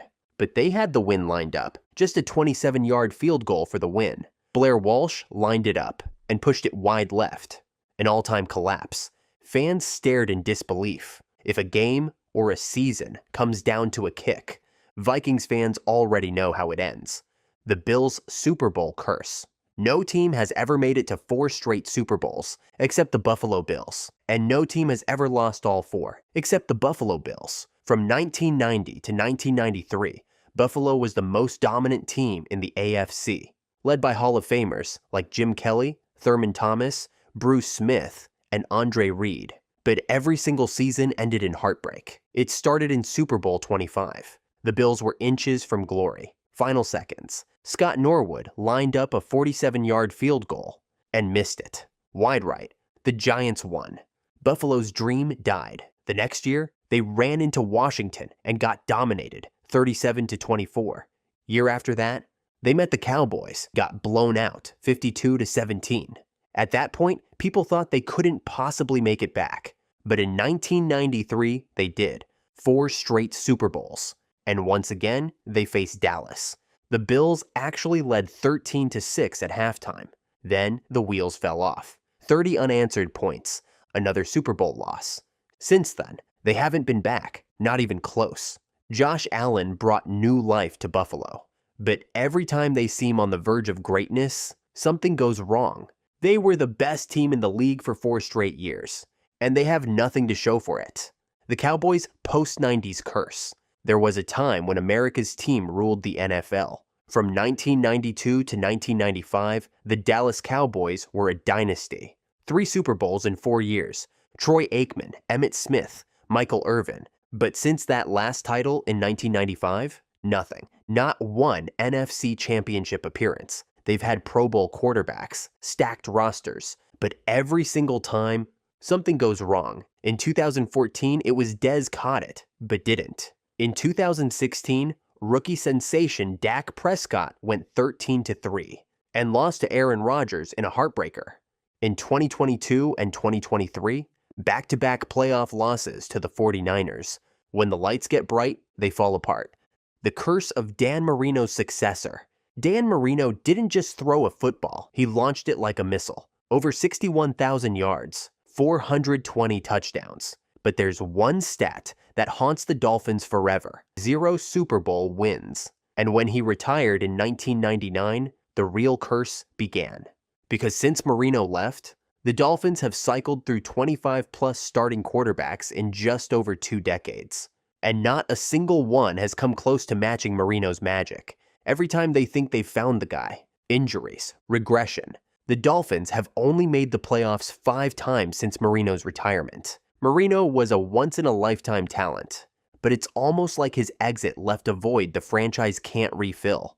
The curse of Matt Ryan. Matt Ryan was never supposed to be cursed. He was the golden boy, Boston College star, top 3 draft pick, rookie of the year, and by 2016, the MVP of the league. Ryan threw for nearly 5,000 yards, 38 touchdowns, and led the Falcons to the Super Bowl. Atlanta jumped out to a 28-3 lead over Tom Brady's Patriots. And then, it all fell apart. The Patriots mounted the greatest comeback in Super Bowl history. From MVP to meme. Just like that. But that collapse? It didn't just hurt Atlanta. It haunted Ryan. In 2022, Ryan was traded to the Colts, hoping for a fresh start. Instead, he became part of another brutal chapter. Against the Vikings, the Colts led 33-0, the largest lead in franchise history. And then it happened again. Minnesota pulled off the biggest comeback in NFL history, topping even the Patriots' 28-3 comeback. Matt Ryan had now been on the wrong side of the 2 biggest collapses the league had ever seen. It was like football fate had chosen him. That's a curse. The curse of Kirk Cousins. Every team that lost to Kirk Cousins failed to win the Super Bowl that same season. It started small. In 2016, Cousins and Washington beat the Packers and Giants. Neither team made it past the divisional round. Then it kept happening. In 2019, the Saints, a legit Super Bowl contender, lost to Cousins in the playoffs. They went home immediately. By 2023, it got spooky.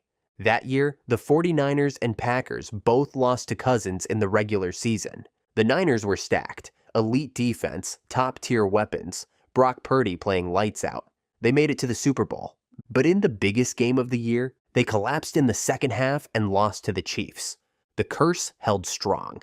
Year after year, Cousins would quietly hand teams a loss in the regular season, and those teams would fall apart in January or February. People started tracking it, and then, in 2024, it broke. The Eagles, who lost to the Falcons with Cousins at quarterback, dominated the Chiefs in Super Bowl 59, 40-22. But for nearly a decade, Kirk Cousins was the NFL's weirdest hex. Terrell Owens' Sharpie celebration, 2002. 1st and 10, ball at the 37-yard line. Split back, set. Garcia. What is that, a pen? Yeah, he had a pen in his sock. Monday Night Football, 2002. Terrell Owens, playing for the San Francisco 49ers, scored a touchdown against the Seattle Seahawks. Owens reached into his sock, pulled out a Sharpie marker, and autographed the football before handing it to a fan in the stands. The crowd went crazy. Teammates laughed. Commentators were stunned. It was creative. It was bold. And the NFL hated it. The very next week, the league issued a warning. Props that aren't part of the uniform were officially banned. No hidden items. No markers. Nothing pulled out of socks or equipment. Owens was fine, but his Sharpie celebration lived on as one of the most iconic moments in NFL history. Joe Horn's cell phone celebration, 2003. December 14th, 2003, the Saints were playing the Giants on Sunday Night Football. New Orleans receiver Joe Horn caught a touchdown pass. jogged to the goalpost, lifted up the padding, and pulled out a hidden flip phone. He pretended to make a call, holding the phone up while teammates crowded around. The NFL fined Horn $30,000 the next day and immediately clarified the rule. Players could no longer hide props on the field, in the goalpost padding, or anywhere else in the stadium. The celebration was deemed planned, premeditated, and unsportsmanlike. Horn later said that he did it for fun and to give fans a laugh, but it became one of the most infamous band celebrations ever. Years later, Michael Thomas, also a Saints receiver, paid tribute to Horn by doing the exact same phone call celebration in 2018. He was fined the same $30,000. Chad Johnson Hall of Fame jacket, 2005. Few players tested the NFL celebration rules more than Chad Johnson, later known as Chad Ochocinco. He was a master showman, constantly pulling out skits after scoring touchdowns, but one of his most memorable and costly came in 2005. After scoring against the Ravens, Johnson ran to the sideline, slipped on a custom-made gold jacket, and revealed the word stitched on the back, Future Hall of Famer. The NFL didn't find it as funny. Johnson was fined, and the league doubled down on his ban of props, costumes, or uniform alterations during celebrations. Anything pre-planned that altered the official look of the uniform was out. For Chad, the fine was just part of the show. He racked up more than $100,000 in career fines for celebrations that included golf putts with pylons, CPR on the football field, and even proposing to a cheerleader mid-game. The Hall of Fame jacket, though, became the most infamous. Randy Moss's mooning celebration, 2005. January 9th, 2005, NFC wildcard game. The Minnesota Vikings were playing the Green Bay Packers at Lambeau Field. Late in the game, Moss caught a touchdown. As he jogged back to the end zone to celebrate, he turned to the Green Bay crowd, bent over, and pretended to moon the fans. For most people watching, it was a playful jab. Packer fans were notorious for lining up buses outside Lambeau to moon opposing teams, so Moss claims he was just giving them their own medicine. But the NFL didn't see it that way. Broadcaster Joe Buck called it a disgusting act live on air, and the league fined Moss $10,000 the next day. The celebration was immediately banned as obscene conduct. Antonio Brown's twerking celebration, 2016. September 12, 2016, Monday Night Football. The Pittsburgh Steelers were rolling over Washington when Antonio Brown found the end zone for his second touchdown of the night. Brown dropped to the end zone and broke out a full-on twerk. 3 hard shakes right in front of the cameras. The NFL wasted no time cracking down. Brown was fined $24,000 for sexually suggestive celebration conduct, and the league clarified that anything deemed lewd, vulgar, or obscene would be penalized. Odell Beckham Jr.'s dog piece celebration, 2017. September 24, 2017, the Giants were playing the Eagles, and Odell Beckham Jr. scored a touchdown. Instead of spiking the ball or dancing, he dropped down on all fours, crawled a few steps, and then lifted up his leg like a dog urinating in the end zone. The NFL fined Beckman $12,000 for unsportsmanlike conduct, classifying the act as lewd and unacceptable. Isaiah Crowell's butt wipe celebration, 2018. September 20th, 2018, Thursday Night Football. The Cleveland Browns were hosting the New York Jets, and running back Isaiah Crowell was looking to make a statement against his old team. In the second quarter, Crowell scored a touchdown, held out the ball, bent over, and used it to mimic wiping his ass before launching the ball into the crowd. The NFL fined Crowell $13,000 the next day for obscene behavior. But here's where it gets wild. The stunt actually paid off. The toilet paper brand Dude Wipes reached out to Crowell and signed him an endorsement deal. What started out as one of the most inappropriate band celebrations in league history turned into a marketing opportunity that reportedly earned him millions. Tyreek Hill's cheerleader pom-pom celebration, 2016. December 8, 2016, Arrowhead Stadium. The Kansas City Chiefs were battling the Oakland Raiders on Thursday Night Football when Tyreek Hill broke free for a long touchdown. After scoring, Hill ran straight to the corner of the end zone, grabbed a pair of cheerleader pom-poms, and began dancing with them in front of the crowd. The league fined Hill $12,154 for use of a prop during a celebration, reinforcing its long-standing ban on outside items being brought into the end zone. Tyreek Hill's peace sign, 2017. By 2017, Tyreek Hill was already known as one of the fastest players in football. When he broke into the open field, defenders rarely stood a chance. But what made his touchdowns truly viral wasn't just the speed, it was the way he celebrated. As Hill sprinted past defenders, he threw up the deuces sign, flashing a peace sign back at whoever was chasing him. Officials ruled the peace sign as taunting, which falls under unsportsmanlike conduct. Hill was fined over $10,000 for flashing it during games, even though it was nothing more than 2 fingers in the air. Jimmy Graham's goalpost dunk, 2014. Players like Tony Gonzalez and Jimmy Graham made it their trademark, turning touchdowns into slam dunks. But in March of 2014, the NFL officially banned it. Why? Because of Jimmy Graham. During a game against the Falcons in 2013, Graham threw down such a violent dunk that he bent the goalpost, causing a delay while the stadium workers tried to fix it. The NFL decided it was both a safety risk and a disruption to the game. From that point on, using the goalpost as a prop was ruled illegal, and any player who dunked after a score would be penalized and fined. Graham himself kept testing the rule, even drawing flags in preseason, but the league stood firm. Chad Johnson's bribing the refs celebration, 2003. After scoring a touchdown against the Ravens, Johnson ran to the sideline, pulled a dollar bill out of his sock, and handed it to the referee as if to say, "I'll pay you to keep calling it my way." The crowd erupted in laughter. Even some of the Raven players cracked smiles. But the NFL didn't see any humor in it. Johnson was fined for using a foreign object as a prop, and the league reinforced its crackdown on mockery of officials. From that point forward, any celebration involving money or a referee was flagged immediately.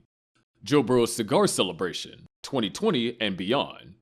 January 13th, 2020, the Louisiana Superdome. LSU had just completed a perfect season, capping it off with a national championship win over Clemson. The star of the night was quarterback Joe Burrow, who threw 5 touchdowns and cemented one of the greatest seasons in college football history. After the game, Burrow and his teammates celebrated in the locker room by smoking cigars. It was supposed to be a victory tradition, but there was one problem. Smoking of any kind was banned inside the Superdome. Security and police officers actually tried to intervene, with reports that they threatened to cite or even arrest players for violating stadium policy. The images of Burrow casually leaning back with a cigar in his mouth, though, went instantly viral. By the time Burrow entered the NFL, the cigar had become his trademark. After his first playoff win with the Bengals, he lit up one in the locker room again, this time fully aware of the rules and the spotlight. The NFL doesn't officially allow it inside stadiums, but Burrow's cigar celebration has become iconic anyway. LeBron James-style NBA celebrations banned in the NFL, 2013 onward. The NFL has always drawn a hard line between football culture and everything else, and when players started borrowing from the NBA, the league wasted no time shutting it down. It all started with Terrell Pryor. After scoring a touchdown in 2013, Pryor combined 2 of LeBron James' signature move, the chalk toss and the silencer. Pryor was fined $9,000, and the league immediately declared that NBA-style celebrations were prohibited. But the ban didn't stop there. Cam Newton broke out the silencer. Des Bryant copied it, and Derrick Henry even pulled it off during a nationally televised game. Each time, the NFL hit players with fines, totaling over $54,000 across multiple players. LeBron wasn't happy. A huge football fan himself, he began encouraging NFL players to keep doing his moves, even praising them on social media. He reposted Des Bryant on Instagram, tweeted about Cam Newton, and even put Derrick Henry's version of the celebration on his story. But none of that changed the NFL's stance. The chalk toss, the silencer, and other NBA-inspired celebrations remained on the banned list, with the league labeling them unauthorized, premeditated gestures. Chad Johnson's CPR celebration, mid-2000s. Chad Johnson, later known as Chad Ochocinco, built his reputation as one of the NFL's most creative showmen. One of his most memorable celebrations came in the mid-2000s when he decided to play doctor right there in the end zone. After catching a touchdown, Johnson gently set the football down on the turf, leaned over it, and performed full CPR, chest compressions, and mouth-to-mouth resuscitation. The league fined Johnson, citing the rule against premeditated choreographed celebrations using props. Chad Johnson's golf putt with the pylon, 2005. By 2005, Chad Johnson had made touchdown celebrations into an art form. Each week he tried something new, and one of his cleverest moments came against the Baltimore Ravens. After hauling in a touchdown, Johnson ran to the back of the end zone, picked up the orange pylon, and dropped the football onto the turf, and he used the pylon like a putter. He lined it up, gave it a little swing, and knocked the ball through an imaginary hole. It was creative. It was harmless. And of course, it was banned. The NFL fined him for using a piece of the field as a prop. So what do you think? Did the NFL go too far in banning these moments, or were they right to keep the celebrations in check? Drop your thoughts below and let us know which band celebration is your all-time favorite. Lance Moore's hip thrust third pump celebration 2013. After scoring a touchdown, Moore broke into a dance routine made famous by the Key and Peele sketch, the hip thrust. In the comedy skit, the joke was that the third pump was when the refs would throw the flag. Moore decided to test that out in real life. He hit the first pump, no problem. The second, still fine. But as soon as he went for the third, out came the flag. The refs penalized him for 15 yards for unsportsmanlike conduct, and the league fined him after the game. The NFL's reasoning was simple. Any app of hip gyrations, pelvic thrusts, or sexually suggestive movement is banned. Josh Norman's bow and arrow celebration, 2016. In 2016, while playing for Washington, Norman picked off a pass and decided to celebrate by pretending to draw back an imaginary bow and let an arrow fly. The crowd loved it. The gesture was part warrior pose, part signature branding. Norman had been doing it for years, even nicknaming himself the Dark Knight and styling his celebrations after comic book heroes. But the NFL wasn't having it. The league ruled that the bow and arrow was a form of violent imagery, essentially simulating the use of a weapon. They fined Norman $10,000 and made it clear that any future use would bring additional penalties. Stevie Johnson's Plexico shooting celebration 2011. Some celebrations crossed the line from funny into flat-out controversial, and Stevie Johnson found that out in 2011. On November 27th, in a game against the New York Jets, Johnson caught a touchdown pass for the Buffalo Bills. To celebrate, he pulled out a gun and pretended to shoot himself in the leg. It was an obvious reference to former Giants wide receiver Plaxico Burress, who accidentally shot himself in a nightclub years earlier and faced jail time for it. The crowd reaction was mixed. Some laughed at the dark humor, others were stunned. Burns himself on the Jets was on the sideline that day, making it even more awkward.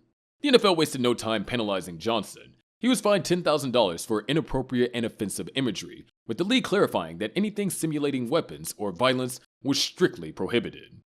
Terrell Owens' popcorn and pom-pom celebrations early 2000s. During a 2002 game with the 49ers, Owens caught a touchdown, ran to the sideline, and grabbed a fan's tub of popcorn. He dumped it all over his helmet and face mask while shouting, "Get your popcorn ready." The moment was hilarious, instantly replayed everywhere, and became one of his signature catchphrases. But the NFL hit him with a fine, banning food, fan props, or anything pulled from the stands. Antonio Brown's goalpost hug celebration 2014. If there's one player who constantly tested the NFL's limits on celebrations, it was Antonio Brown. In 2014, during a game against the Cleveland Browns, AB found the end zone, ran straight into the uprights, wrapping his arm around the goalpost like he was giving it a hug. The league fined him $11,000 for using the goalpost as a prop. Logo stomps. Disrespecting an opponent's logo is another big no-go. The most infamous case came in 2000 when Terrell Owens sprinted to the Dallas Cowboys star at midfield not once, but twice after scoring touchdowns against his former team. On the second attempt, Cowboys safety George Teague leveled him, sparking chaos. Owens was suspended and fined, and the NFL tightened rules about disrespectful acts towards field markings. Which band celebration do you think was the most ridiculous? And if you could bring one of them back, which one would it be? The Tuck Rule Game, 2001. It was January 19th, 2002. The AFC divisional playoff between the Oakland Raiders and the New England Patriots was already a battle. Snow was falling hard at Foxborough Stadium, and the Patriots were trailing 13-10 late in the fourth quarter. With under 2 minutes left, Tom Brady dropped back to pass. He was hit from behind by Raiders cornerback Charles Woodson, and the ball came loose. Oakland recovered. The game looked over. The Patriots' season, and maybe Brady's Cinderella story, was about to end. Then came the review.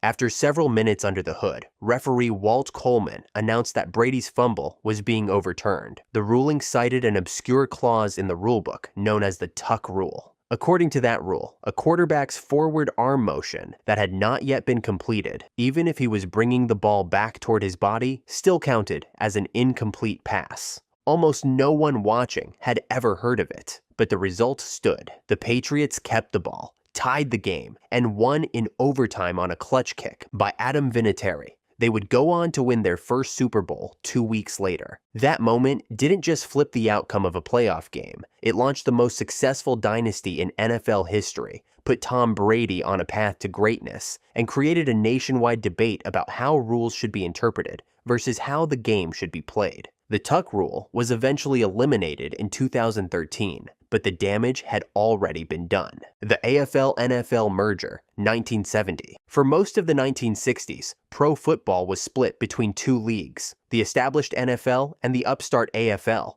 a newer, flashier rival with its own stars, TV deals, and fan bases. The leagues were competing for talent, viewership, and market share, and the bidding wars were escalating fast. By 1966, the battle reached a tipping point. Team owners on both sides realized the fight wasn't sustainable. Players' salaries were rising, TV contracts were overlapping, and cities couldn't support two franchises. The only solution was unity. In 1970, the merger became official. The AFL and NFL combined into one league. The teams were split into two conferences, the NFC and the AFC, each with its own divisions and playoff structure. The merger created a centralized league with national reach. It boosted television revenue, standardized scheduling, and gave rise to the modern postseason format. Without the merger, there's no Super Bowl Sunday, no dynasties that span conferences, no unified league with 32 franchises pulling in billions every year. The 1982 NFL players' strike. In the fall of 1982, NFL players walked off the field and refused to return until the league changed how they were treated. It was the first major labor stoppage in modern football, and it shook the foundation of the sport. The players weren't asking for more money. They were asking for something deeper, a share of the NFL's growing revenue and better long-term security. At the time, salaries were low compared to other pro sports. Free agency didn't really exist, and players had little power over their own careers. The strike lasted 57 days and wiped out 7 weeks of the regular season. It was chaotic. Replacement players were briefly considered. Networks scrambled to fill airtime. Fans grew restless. But the players held firm. Eventually, the league and the union reached a deal. It wasn't perfect, but it introduced the idea of a revenue-sharing model and started the conversation about free agency and guaranteed contracts. The season resumed with a shortened 9-game schedule and an expanded 16-team playoff tournament, dubbed the Super Bowl Tournament. Washington won the title, but the bigger story was what the players had accomplished. That strike cracked the door open. It paved the way for future labor negotiations, the eventual creation of true free agency, and a stronger players' union. By the way, I'm going to be posting a lot here, so it would mean a lot if you subscribed and dropped a like for the algorithm. The introduction of the salary cap, 1994. When the NFL implemented the salary cap in 1994, it completely changed how teams were built and how long they could stay great. Before the cap,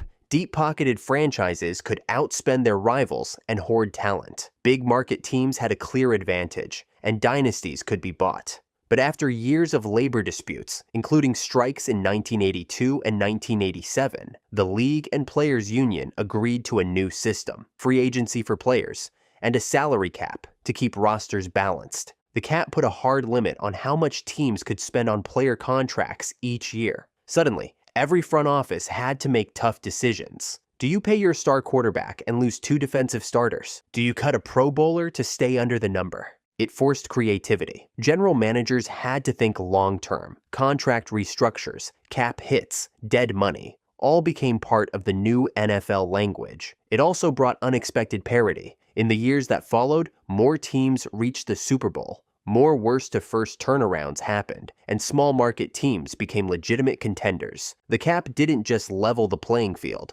It created a new kind of game behind the scenes. Franchises that mastered the cap, like the Patriots, Steelers, and Eagles, stayed competitive for years. Others who mismanaged it faced years of painful rebuilds. Tom Brady takes over for Drew Bledsoe, 2001. On September 23, 2001, the Patriots were 0-2, and their $100 million franchise quarterback, Drew Bledsoe, had just taken a brutal hit from Jets linebacker Mo Lewis. He suffered internal bleeding and was rushed to the hospital. That injury changed the future of the NFL. In stepped Tom Brady, a 6th-round pick, backup quarterback, and complete unknown outside of New England. What followed didn't look historic at first. Brady managed the game, avoided mistakes, and slowly helped the team find its rhythm. But by mid-season, the Patriots started winning. They rallied around Brady's poise, leadership, and accuracy. By December, Bledsoe was healthy again. Head coach Bill Belichick had a decision to make. Go back to the veteran or stick with the unknown. He stuck with Brady. New England finished 11-5, reached the Super Bowl, and pulled off a stunning upset of the Rams' greatest show on turf. Brady led a game-winning drive in the final minutes and was named Super Bowl MVP. That wasn't just the start of a career, it was the start of a dynasty. Over the next 2 decades, Brady would win 7 Super Bowls, 3 MVPs, and rewrite the record books. But none of it happens without one hit, one injury, and one coach choosing to roll the dice. The catch: Dwight Clark, 1981 NFC Championship. It was January 10th, 1982. The 49ers were down 27-21 to the Dallas Cowboys with less than a minute left in the NFC Championship game. On 3rd and 3 from the 6-yard line, Joe Montana rolled right, pump faked, and lofted the ball toward the back of the end zone. Dwight Clark leapt, arms extended, fingertips stretched. He pulled it down just inside the end line. That touchdown, now known simply as the catch, gave San Francisco the lead and sent them to their first Super Bowl. But its impact went far beyond the scoreboard. The catch ended the Cowboys' dominance in the NFC and marked the beginning of the 49ers dynasty. It solidified Joe Montana as a clutch performer. It gave Bill Walsh's West Coast offense its defining moment. And it introduced a new football power on the West Coast that would win 5 Super Bowls over the next 14 years. It also became one of the NFL's most replayed moments, not because of its degree of difficulty, but because of what it meant. A handoff between eras, a changing of the guard. Years later, Clark would say he never expected the ball to come to him. He was just running his route. The Immaculate Reception, 1972. December 23rd, 1972, AFC Divisional Playoff, Steelers versus Raiders at Three Rivers Stadium. With 22 seconds left, Pittsburgh trailed 7-6. On 4th and 10 from their own 40-yard line, Terry Bradshaw dropped back, scrambled under pressure, and fired a desperate pass toward running back Frenchie Fuqua. The ball never reached him cleanly. As Fuqua and Raiders safety, Jack Tatum, collided, the ball ricocheted back toward midfield. Out of nowhere, rookie running back Franco Harris scooped it out of the air inches above the turf, sprinted down the sideline, and scored the game-winning touchdown. The stadium erupted. The Raiders protested. The officials huddled. No one knew if the ball had hit Fuqua or Tatum or the ground. After several tense minutes, the referees ruled it a touchdown. The Steelers had won, and a new chapter in NFL history had begun. It was Pittsburgh's first playoff win in franchise history, and it came on a play so surreal that it was immediately nicknamed the Immaculate Reception. That moment didn't just change the outcome of one game,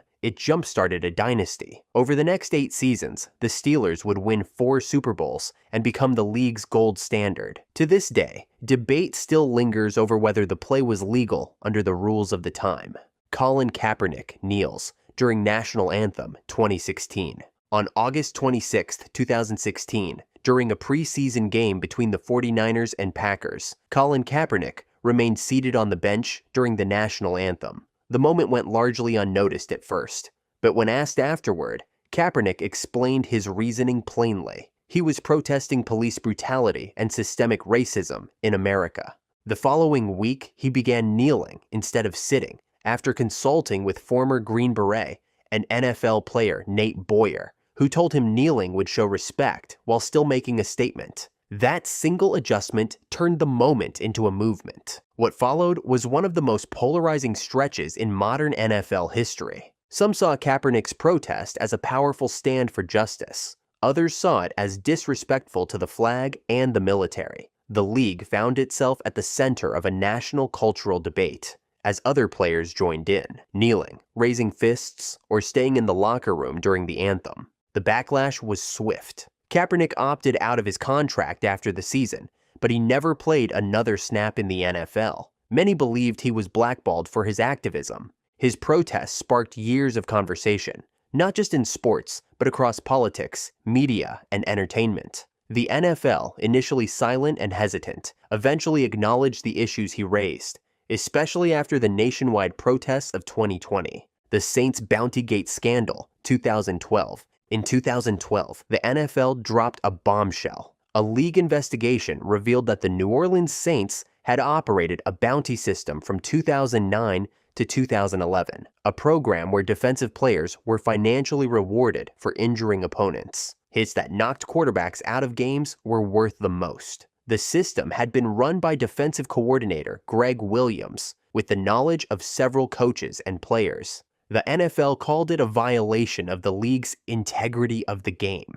The fallout was massive. Head coach Sean Payton was suspended for the entire 2012 season, the first time in modern NFL history a head coach was banned for any reason.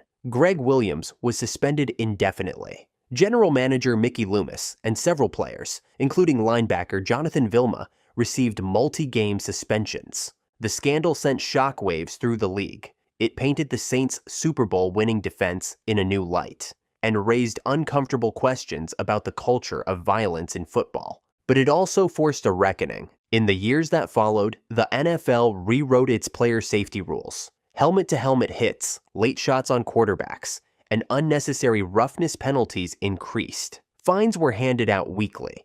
The league created new protocols around concussions, injury reporting, and coach oversight. The helmet catch. David Tyree, Super Bowl 42. February 3, 2008. The New England Patriots were 18-0 and one win away from completing the first perfect season since the 1972 Dolphins. The Giants were a wild card team led by a quarterback still fighting for respect. With 1:15 left in the fourth quarter, the Giants trailed 14-10 and faced 3rd and 5 from their own 44-yard line. Eli Manning dropped back. Pressure closed in, and the pocket collapsed. Somehow, he spun away from 3 defenders and heaved the ball down the middle of the field. David Tyree, a special teams player with just 4 catches all season, leapt and pinned the ball against his helmet as he crashed to the turf. Patriot safety. Rodney Harrison had his arms all over him, but Tyree never let go. The play gained 32 yards. 4 snaps later, Manning found Plaxico Burress in the end zone for the go-ahead touchdown. The Giants won 17-14.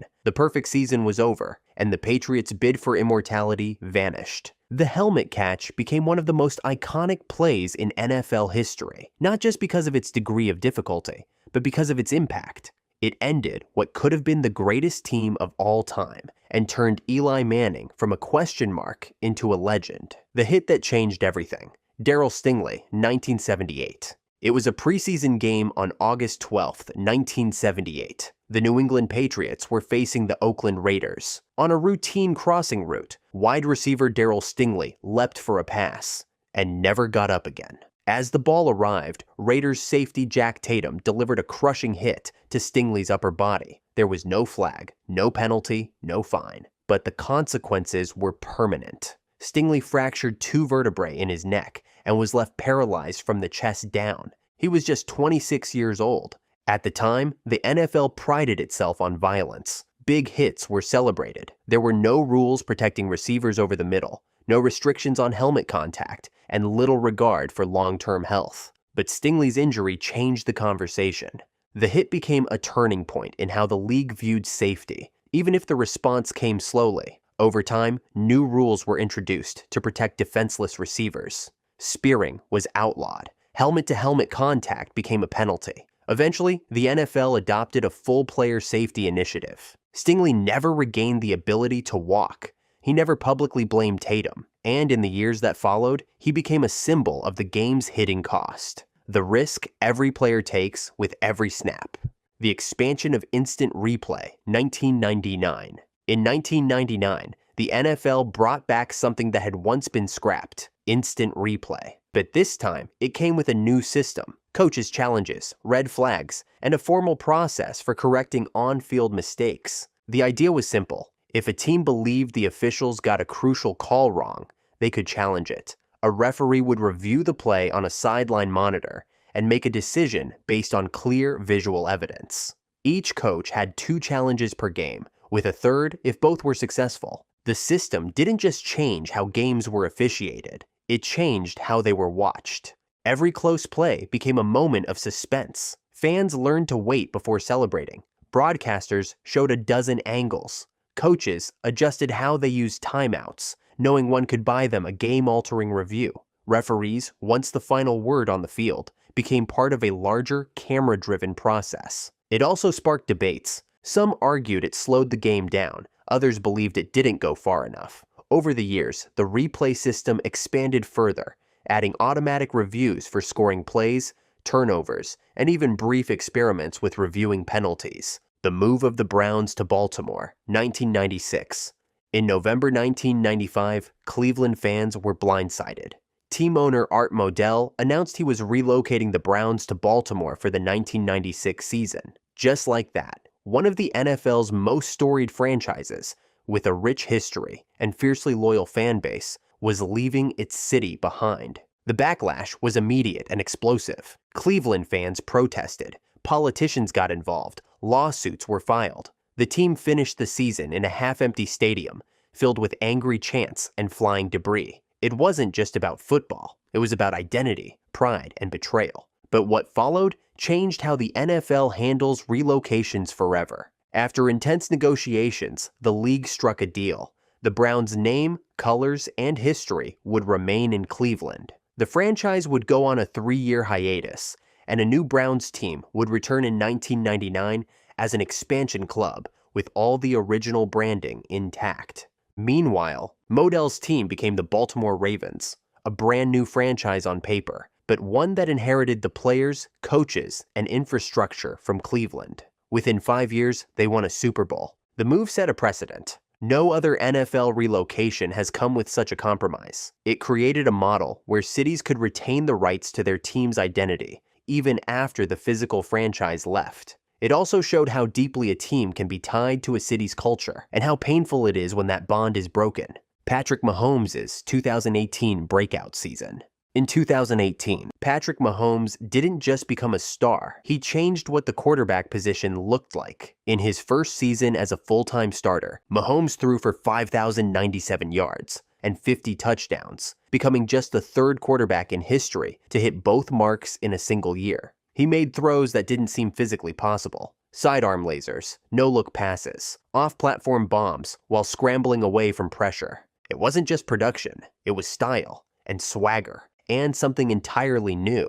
With Andy Reid calling plays and an arsenal of weapons around him, Mahomes led the Chiefs to a 12-4 record and the AFC Championship game. He won league MVP and became the youngest quarterback to ever do so. But more importantly, he broke the mold. For decades, the NFL sought tall, pocket-bound quarterbacks with mechanical precision. Mahomes introduced a new blueprint: creative, improvisational, and fearless. Suddenly, arm angles mattered less than instincts. Scripted plays mattered less than second reactions. Young quarterbacks entering the league were no longer asked to fit into old systems. They were encouraged to bring their own. Coaches began designing offenses around their QB's raw ability, rather than trying to smooth it out. The first Super Bowl, 1967.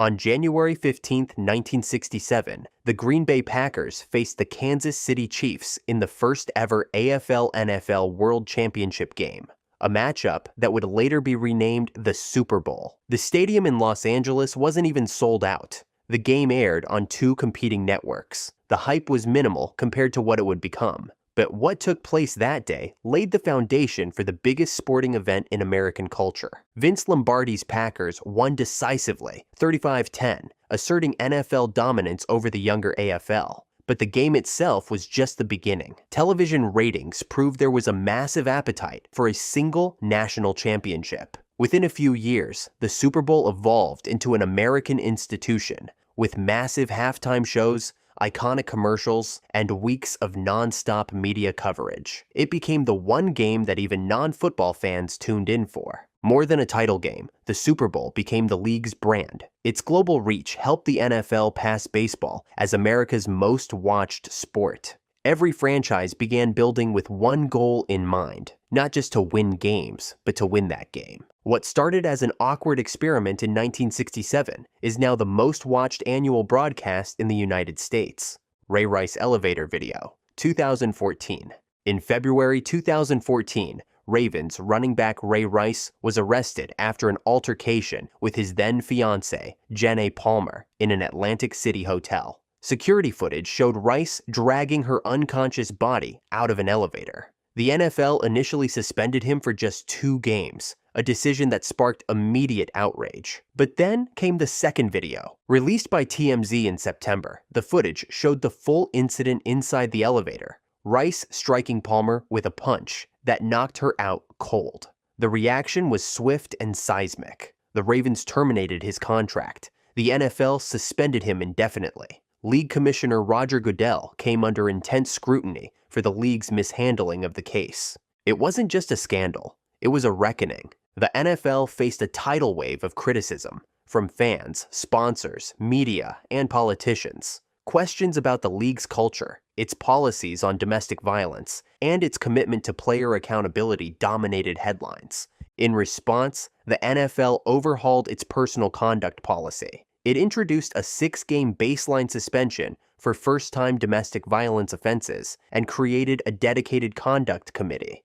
Teams became more cautious in signing players with off-field concerns, and league investigations into player behavior became more aggressive and more public. Ray Rice never played another down in the NFL. The 2007 Patriots Spygate scandal. In September 2007, the NFL launched an investigation into the New England Patriots after the New York Jets accused them of videotaping defensive signals from the sideline, a violation of league rules. The allegations were true.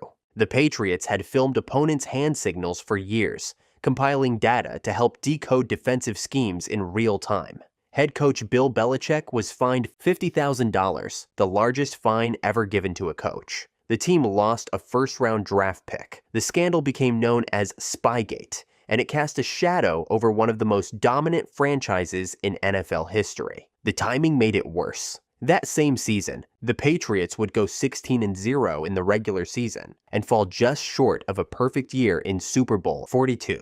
For critics, Spygate gave them reason to question how New England had built its dynasty. For supporters, it added fuel to the argument that every team pushed the rules, but only the Patriots got caught. The fallout changed the way the league monitored competitive fairness. Teams became more paranoid. Sideline security was tightened. The NFL revised its policies on video access and created stricter enforcement of signal use. Years later, new scandals like Deflategate would reignite old suspicions, many rooted in the events of 2007, the invention of NFL Red Zone, 2009. In 2009, the NFL launched something that completely changed how fans watched football, NFL Red Zone. Hosted by Scott Hanson, Red Zone was a commercial-free broadcast that jumped from game to game every Sunday afternoon, showing only the most important plays, especially when teams entered the red zone. No timeouts, no punts, no filler, just constant action. At first, it seemed like a niche product, but it quickly became a phenomenon. Red Zone transformed the way fans consumed football. Instead of following one team, viewers could track every touchdown, every big play, every upset as it unfolded live. Fantasy football players loved it. Sports bettors loved it. Casual fans found it easier to follow the league as a whole. Red Zone also reshaped the broadcast industry. Networks began adapting their graphics and highlight packages to match its fast-paced style. Viewership patterns changed. Fans grew less attached to traditional broadcasts and more addicted to the non-stop adrenaline of 7 hours of commercial-free football. Today, Red Zone is a staple of the NFL viewing experience, especially for younger audiences. It made Sunday afternoons feel like an event, even if your team wasn't playing. The collapse of Damar Hamlin, 2023. On January 2nd, 2023, the world was watching Monday Night Football. The Buffalo Bills were playing the Cincinnati Bengals in a game with major playoff implications. Then, in the first quarter, after what looked like a routine tackle, 24-year-old safety Damar Hamlin stood up and immediately collapsed. What followed wasn't just a medical emergency. It was a moment that froze the entire sports world. Trainers and medical personnel rushed onto the field. Within seconds, CPR was being administered. Players from both teams knelt, prayed, cried. The stadium fell silent. Fans at home watched in disbelief as ESPN cut to commercial, then returned with stunned commentators who didn't know what to say. An ambulance carried Hamlin off the field after nearly 10 minutes of resuscitation efforts. The game was postponed and later canceled altogether. Hamlin had suffered cardiac arrest. And for a brief window of time, nothing else in football mattered. The incident sparked a nationwide conversation about player health and emergency preparedness. The NFL reviewed and strengthened its sideline medical protocols. Teams' updated response plans, defibrillators, and emergency equipment became focal points of discussion, not just in stadiums, but in schools, gyms, and public spaces across the country. More than anything, it reminded people, fans, players, coaches, owners, of just how fragile the game really is. Damar Hamlin survived. He returned to the field the following season, an inspiration to millions. The Philly Special, 2018. Super Bowl LII. The Philadelphia Eagles were underdogs against the New England Patriots, a dynasty with 5 rings, a Hall of Fame quarterback, and all the pressure on their side. With 38 seconds left in the first half, the Eagles faced 4th and goal from the 1-yard line. Most teams would take the field goal. Most quarterbacks wouldn't want the ball snapped to someone else in the red zone. But this wasn't most teams, and this wasn't most moments. The Eagles lined up in an unusual formation. Running back Corey Clement shifted behind center. Tight end Trey Burton took a reverse pitch, then lofted the ball to quarterback Nick Foles, wide open in the end zone. Touchdown. Foles became the first quarterback in Super Bowl history to catch a touchdown pass. The gutsy call stunned everyone, including the Patriots. More than just a trick play, it symbolized head coach Doug Peterson's aggressive, fearless game plan. Philadelphia would go on to win 41-33, capturing the franchise's first Super Bowl title. The Philly Special became instant folklore. The Holy Roller, 1978. September 10th, 1978. The Oakland Raiders were trailing the San Diego Chargers 20-14 with 10 seconds left and no timeouts. They were 14 yards from the end zone and needed a miracle. Quarterback Ken Stabler dropped back, and just as he was about to be sacked, he let the ball loose. Officially, it was ruled a fumble. The ball rolled forward. Running back Pete Banasack tried to fall on it, but instead batted it even closer to the goal line. Then, tight end Dave Casper swatted it once more, before finally recovering it in the end zone for a touchdown. Chaos followed. The officials huddled. The Chargers protested, but the touchdown stood. The Raiders won the game 21-20. The play looked suspicious, and it was. Years later, both Stabler and Banasack admitted they deliberately pushed the ball forward. At the time, there was no rule against it. But that changed almost immediately. The NFL instituted a new rule. In the final 2 minutes of a half or on 4th down, only the fumbling player could advance the ball. If a teammate pushed it forward, the ball would return to the spot of the original fumble. It was a direct response to what became known as the Holy Roller, one of the most controversial and influential plays in NFL history. Because of it, late-game fumble strategy changed forever, and the league made clear you could improvise but not manipulate. The Miracle at the Meadowlands, 1978. November 19th, 1978. The New York Giants were seconds away from victory against the Philadelphia Eagles. They had the ball, the lead, and the game clock down to its final moments. The Eagles had no timeouts left. All the Giants had to do was kneel. But they didn't. Instead, head coach John McVay called a running play. Quarterback Joe Pisarcik turned to hand the ball off to fullback Larry Csonka, but the exchange was botched. The ball hit the turf. Eagles defensive back Herman Edwards, yes, the future head coach, scooped it up and sprinted into the end zone for a shocking walk-off touchdown. The Giants were stunned. The home crowd was silent. What should have been a routine clock-killing snap became one of the biggest blunders in NFL history. The fallout was immediate. The Giants' offensive coordinator was fired the next day. Their fan base, already frustrated with years of mediocrity, erupted in anger, and the league took notice. This single moment led to the creation and widespread adoption of the victory formation, the now standard kneel-down play used to safely run out the clock. It's the most basic play in football today, but before this game, it wasn't common practice. The Hail Mary, 1975. December 28th, 1975. NFC Divisional Playoffs. The Dallas Cowboys were down 14-10 to the Minnesota Vikings with 32 seconds left. The season was on the line. Roger Staubach dropped back and launched a deep, desperate pass toward wide receiver Drew Pearson, streaking down the right sideline. Pearson adjusted mid-route, reeled the ball in near the 5-yard line, and walked into the end zone. Touchdown. Cowboys take the lead. Game over. But what happened next mattered just as much as the catch itself. In the post-game interview, Staubach said, "I closed my eyes and said a Hail Mary." That offhand comment gave the moment its name and gave football one of its most iconic phrases. Before that play, Hail Mary was a term mostly used in Catholic prayer. After that play, it became forever linked with last-second desperation heaves in football and in sports culture at large. The Vikings protested, arguing Pearson had pushed off. Replays were inconclusive. The call stood, and the outrage added to the mystique. The Cowboys advanced, the Vikings were eliminated, and history had a new term for miracle plays. Today, every improbable deep ball, from Doug Flutie's throw to Kyler Murray's miracle to Aaron Rodgers' bombs, traces its lineage to that moment. Calvin Ridley, suspended for betting, 2021. In March 2022, the NFL made an announcement that sent shockwaves through the league. Calvin Ridley, star wide receiver for the Atlanta Falcons, was suspended for the entire 2022 season.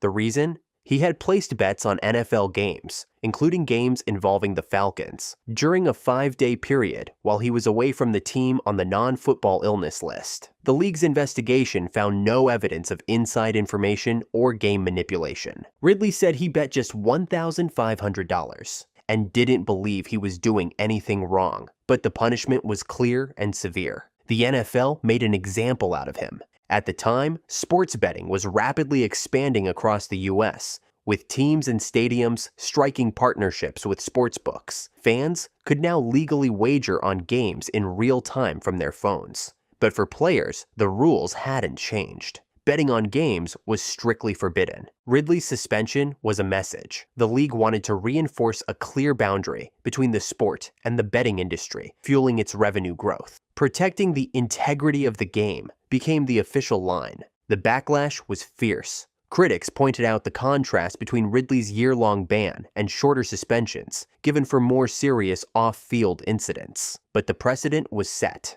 Even in a betting-friendly era, the NFL showed it would come down hard on any player who blurred that line, regardless of intent or amount wagered.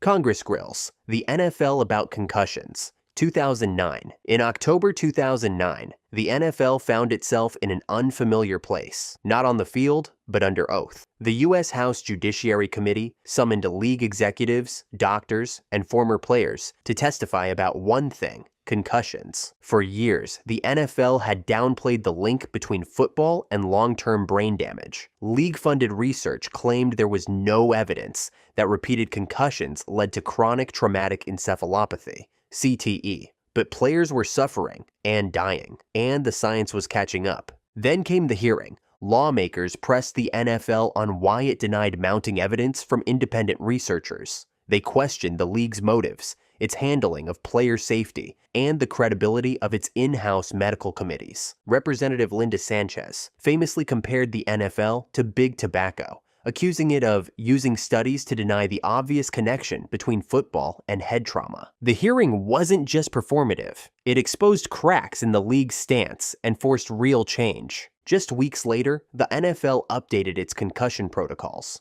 Independent neurologists were added to the sideline evaluation process. Public messaging shifted. For the first time, the league acknowledged that repeated blows to the head could lead to long-term problems. Overtime rules change after Chiefs beat Bills, 2021. In the 2021 AFC Divisional Playoff, football fans witnessed one of the greatest quarterback duels in NFL history. Patrick Mahomes versus Josh Allen, the Kansas City Chiefs versus the Buffalo Bills. And with 25 points scored in the final 2 minutes of regulation, it was pure chaos. But the ending sparked outrage. The Bills had just taken the lead with 13 seconds left. Somehow, Mahomes drove the Chiefs into field goal range in those final seconds, forcing overtime. Kansas City won the coin toss. And that was that. Mahomes led a touchdown drive. Game over. Josh Allen never got to touch the ball. Despite both teams combining for nearly 1,000 yards and 78 points, the game was decided by a coin flip and a single possession. The backlash was immediate. Critics had long questioned the NFL's overtime rules, but this time felt different. The stakes were higher. The quarterback performances were legendary, and millions of fans watched one of the best games ever played end without both teams having a fair shot. The NFL heard the noise. In March 2022, the league approved a rule change. In playoff games, both teams would now be guaranteed at least one possession in overtime, regardless of whether the first team scored a touchdown. The Browns tanked the 2016 season for a top draft pick. In 2016, the Cleveland Browns were beyond bad. They were historically bad. They went 1-15, losing games in every possible way. Missed field goals, dropped passes, blown leads, the works. But some fans and analysts didn't see it as incompetence. They saw it as intentional. The theory goes that the Browns deliberately built a roster designed to lose, all to secure the number 1 overall pick in the 2017 NFL Draft. Under general manager Sashi Brown, the team stripped away veterans, stockpiled future draft picks, and focused on long-term flexibility. A strategy that looks suspiciously like tanking. When they finished 1-15, Cleveland didn't fire its head coach, Hugh Jackson. Instead, they doubled down on the rebuild. The following spring, they drafted Myles Garrett first overall, the kind of player you only get by finishing dead last. To some, it was smart management. To others, it was proof that the Browns intentionally sacrificed an entire season.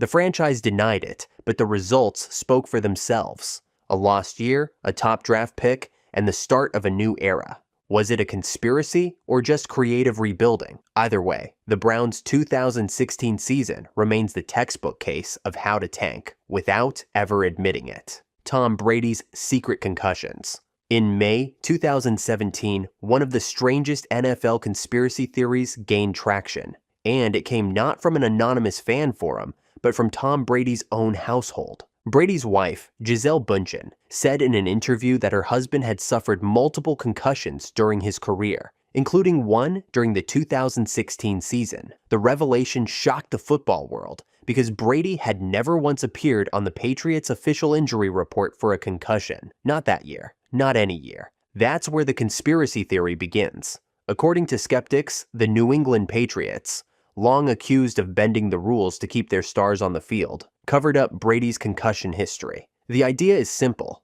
Brady was too valuable to miss games, especially during the Patriots' championship window. By not reporting his concussions, the team allegedly flouted NFL rules and kept him playing. The theory gained steam because of New England's history. From Spygate to Deflategate, the Patriots had already been punished for cheating scandals. To many fans, hiding Brady's injuries fit right into the narrative of a franchise that would do whatever it took to win. The NFL denied any wrongdoing, saying they had no evidence of concealed concussions. Brady himself never confirmed Gisele's claims, brushing off questions whenever the topic came up.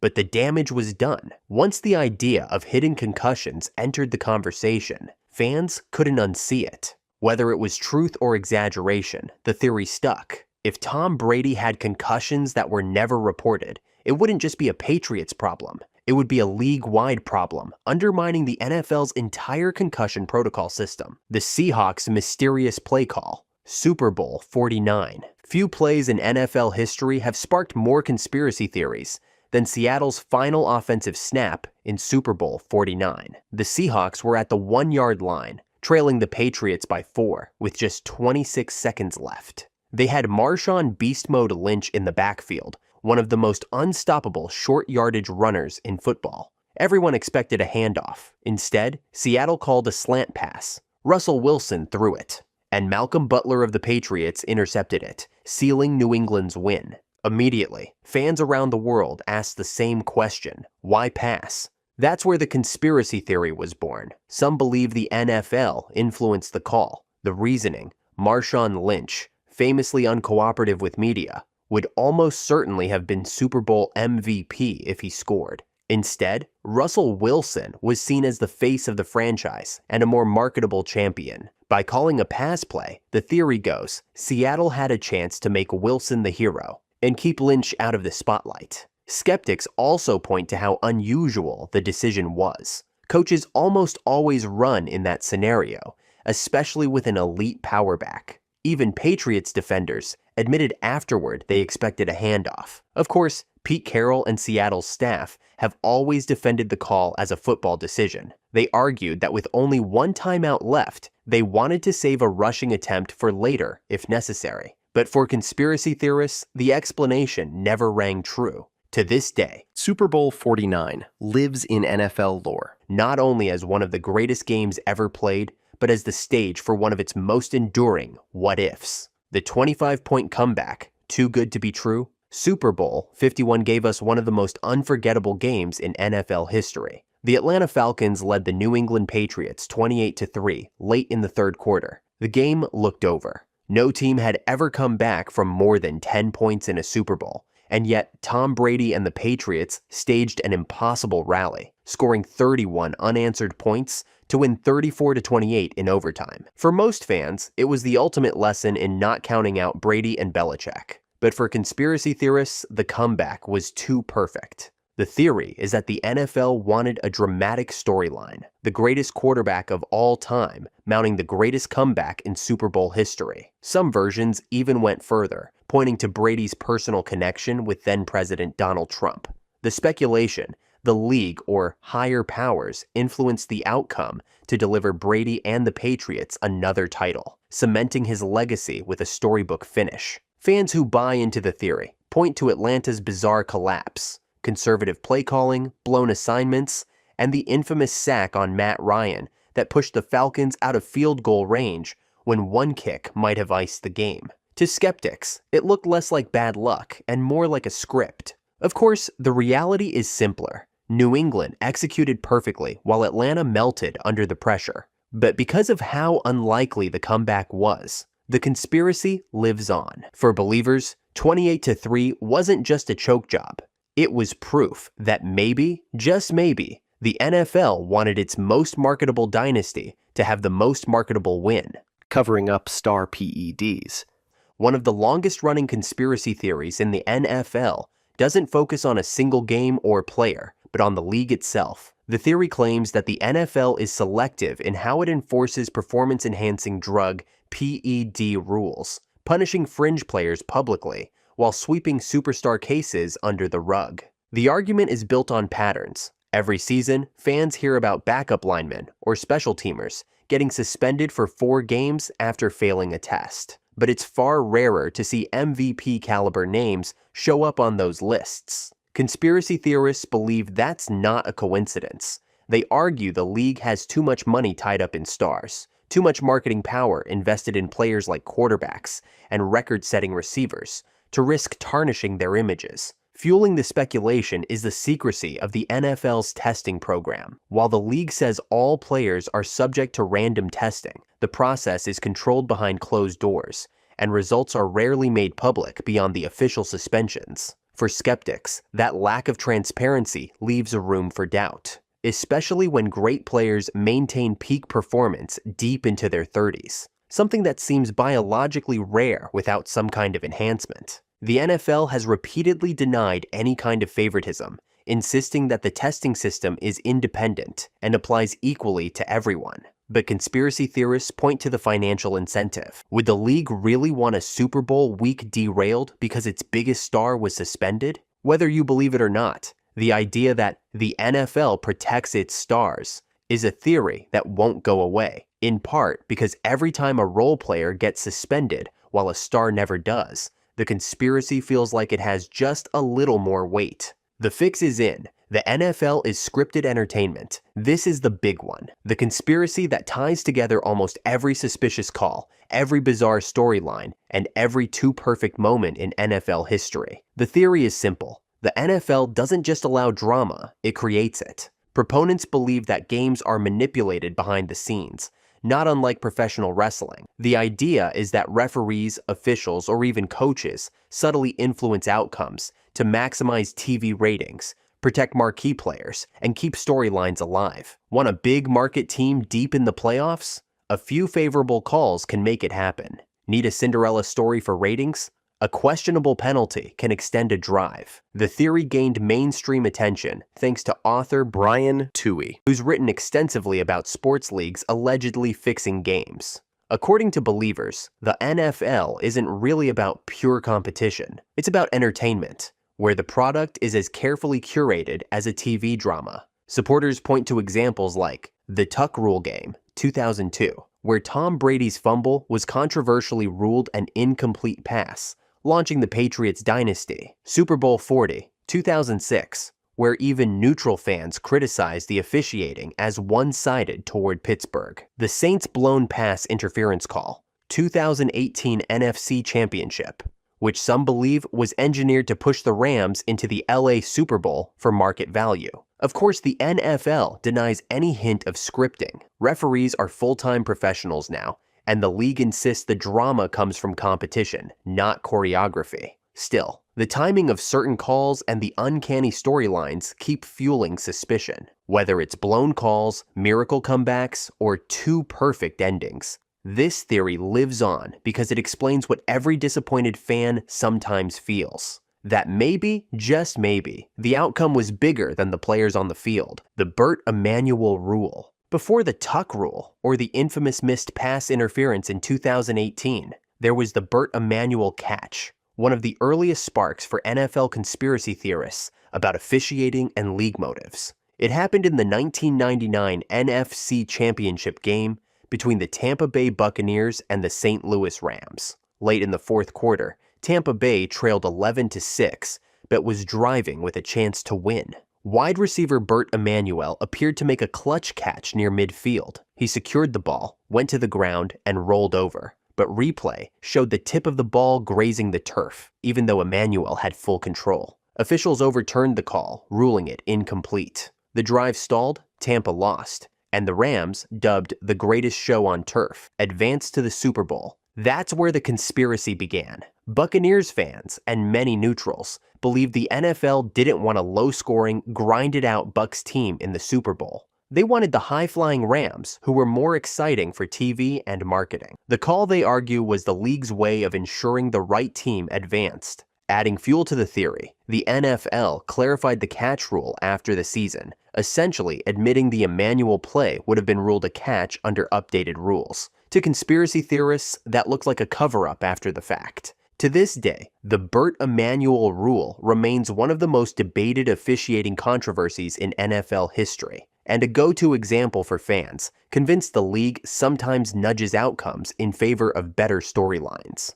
We're sorry, Super Bowl 37. Super Bowl 37, played in January 2003, wasn't just Tampa Bay's first championship. To conspiracy theorists, it was a carefully staged make good by the NFL. The game featured the Buccaneers against the Oakland Raiders, two franchises with recent grudges against the league. Just a few years earlier, Tampa had been knocked out of the playoffs in the controversial 1999 NFC Championship, the infamous Burt Emanuel catch game. Around the same time, Oakland had suffered through the Tuck rule in the 2001 playoffs, a call that swung momentum to the Patriots and launched a dynasty. By 2002, both fan bases felt wronged, and then suddenly, the two aggrieved teams ended up in the Super Bowl against each other. Some fans saw it as the league's way of repaying the debt, a setup dubbed the We're Sorry Super Bowl. The storyline was almost too perfect. The Raiders had just traded away head coach John Gruden to the Buccaneers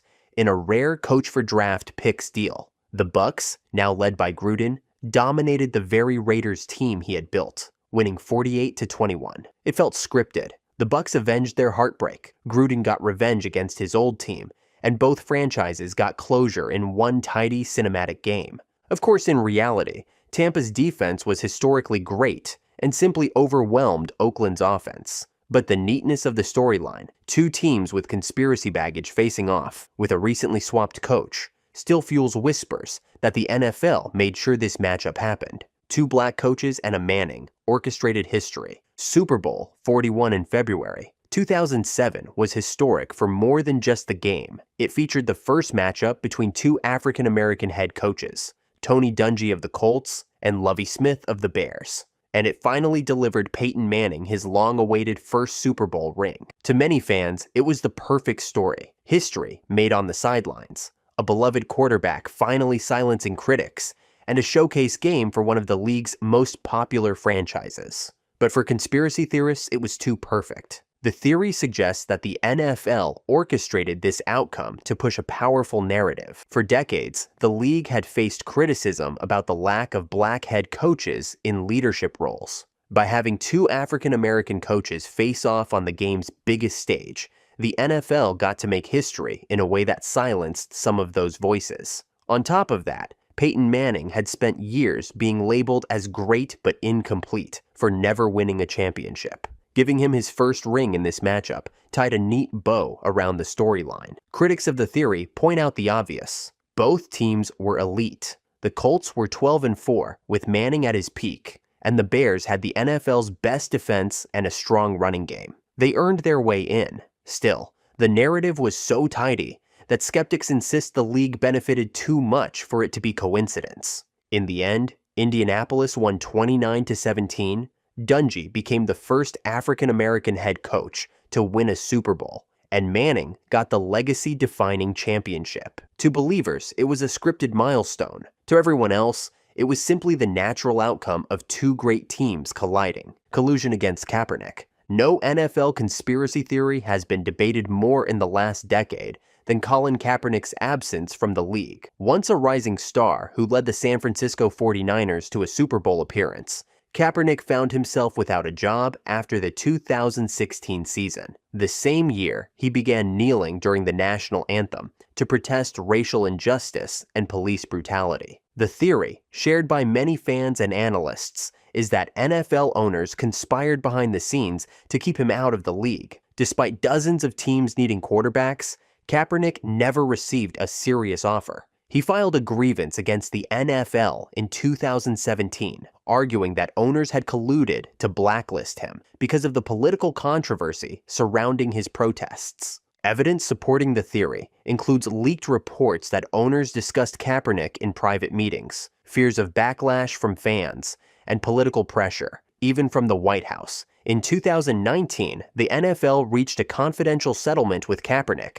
and former teammate Eric Reid, who had joined the grievance. While the league never admitted wrongdoing, the settlement only fueled belief that collusion had occurred. Supporters say the numbers don't lie. Kaepernick's last full season, he threw 16 touchdowns to 4 interceptions.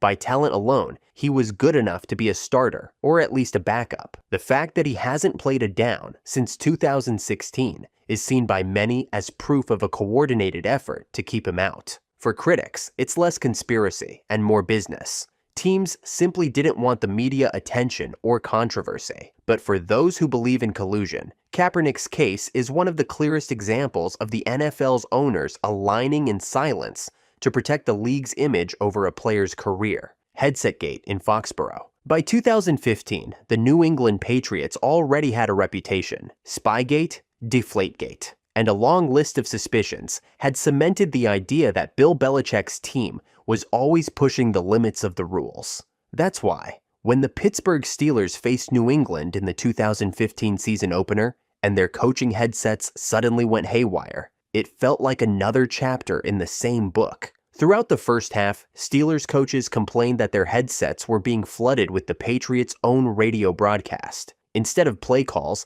they were hearing the local radio announcers.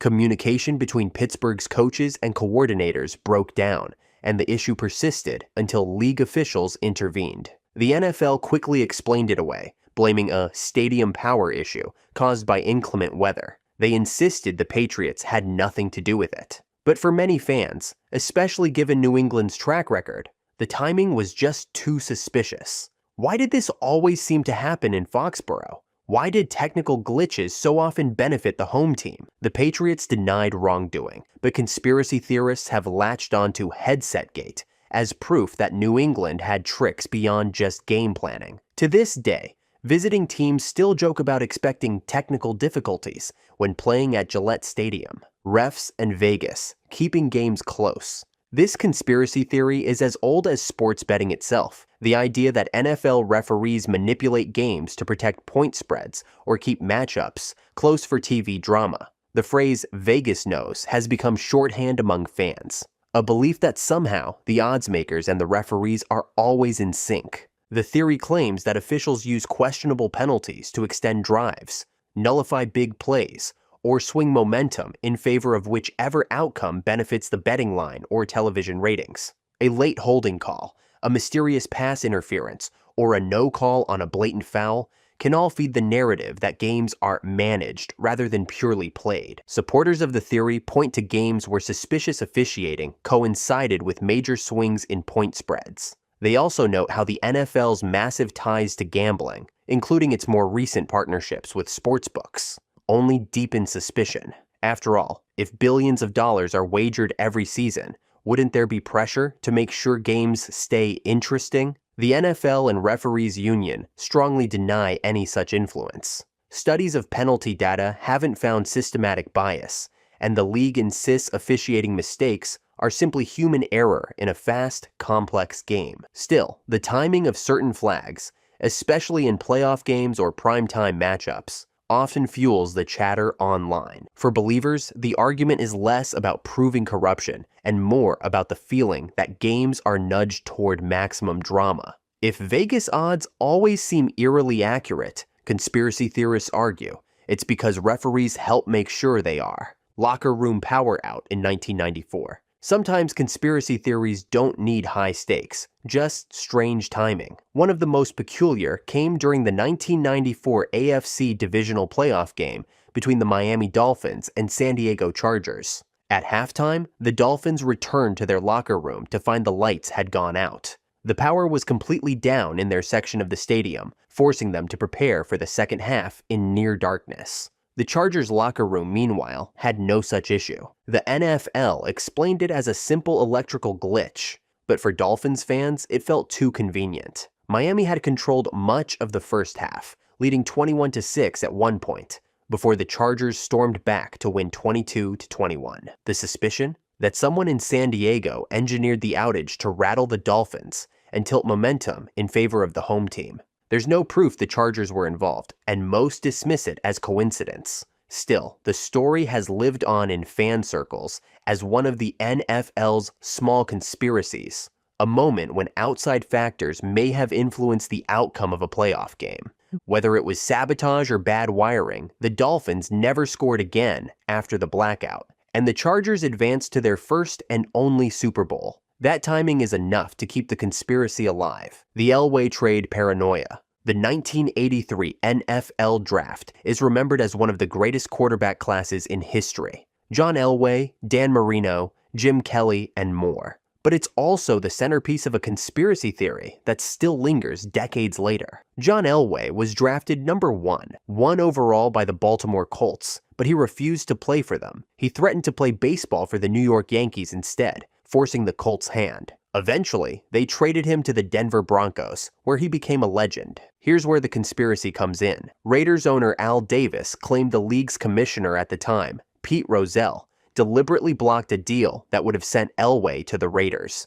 Davis was already in constant conflict with Rozelle and the league office, and he believed Rozelle conspired to keep his team from acquiring Elway. According to Davis, the Broncos' deal was orchestrated behind the scenes to ensure Elway didn't end up in silver and black. Rozelle denied the accusations, calling it controlled paranoia on Davis's part. But Davis never dropped the claim, and to this day, some Raiders fans still believe the NFL intervened to protect the balance of power. The theory suggests the league didn't want its most marketable young quarterback going to the Raiders, a franchise that already had a rebellious, villainous reputation. The Michael Sam draft deal.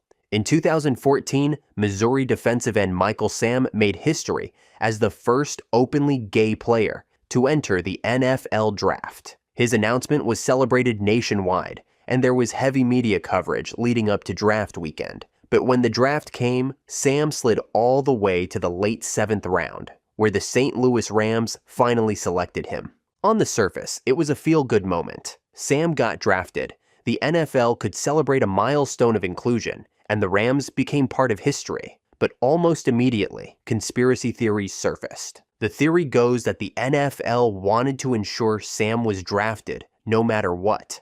There were whispers that the league approached the Rams, who were a natural fit since Sam had played college ball nearby at Missouri, and encouraged them to pick him. Reports later speculated that the Rams may have been offered a benefit in exchange, specifically an exemption from being featured on HBO's Hard Knocks. The idea was that the NFL desperately wanted to avoid the PR disaster of Sam going undrafted and having to face questions about whether teams were avoiding him because of his sexuality. The Rams and the NFL denied any such deal. Team officials insisted they drafted Sam strictly on football value, noting he had been a productive college pass rusher. The timing and optics fueled suspicion. Even Sam himself later admitted he wondered whether his selection was motivated more by public relations than football. In the end, Sam's NFL career was short. He was cut after training camp, briefly spent time on practice squads, and later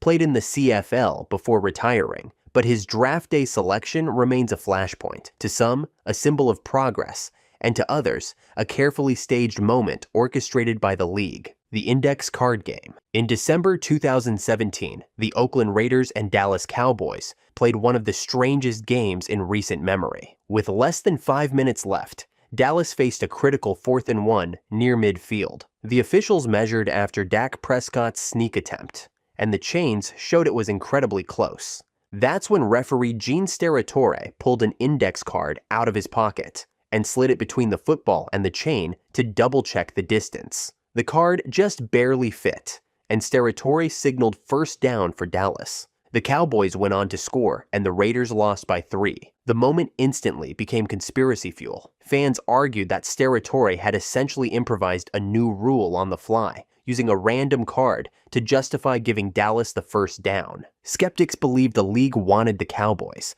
one of its most marketable franchises, to win a primetime December game with playoff implications. Steratore later laughed off the incident, saying the card was only a visual aid to show how close it was, and that the measurement had already been decided. Still, the image of a referee deciding a critical moment in an NFL game with a flimsy office supply became infamous. The secret salary cap of 2010. The 2010 NFL season came during a strange moment in league history because of labor disputes and collective bargaining agreement issues.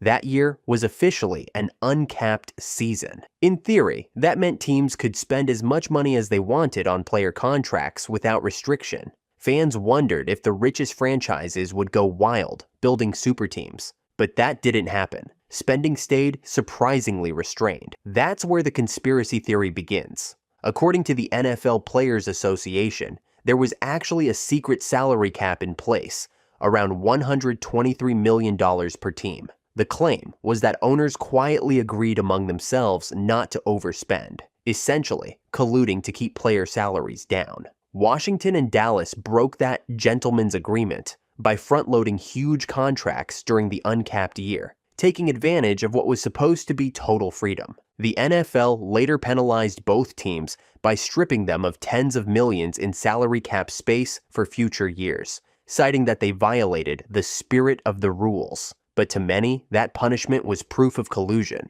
How could you break an unwritten rule unless there really was one? The NFLPA filed a collusion claim on behalf of the players, arguing that owners had illegally capped spending to save money at their expense. The case was eventually settled, but details were never fully disclosed, leaving conspiracy theorists convinced that the league secretly controlled the market even during its so-called uncapped year. 1946, the fixed championship plot. The idea that NFL games might be rigged isn't just a modern invention. One of the earliest proven scandals dates all the way back to the 1946 NFL championship.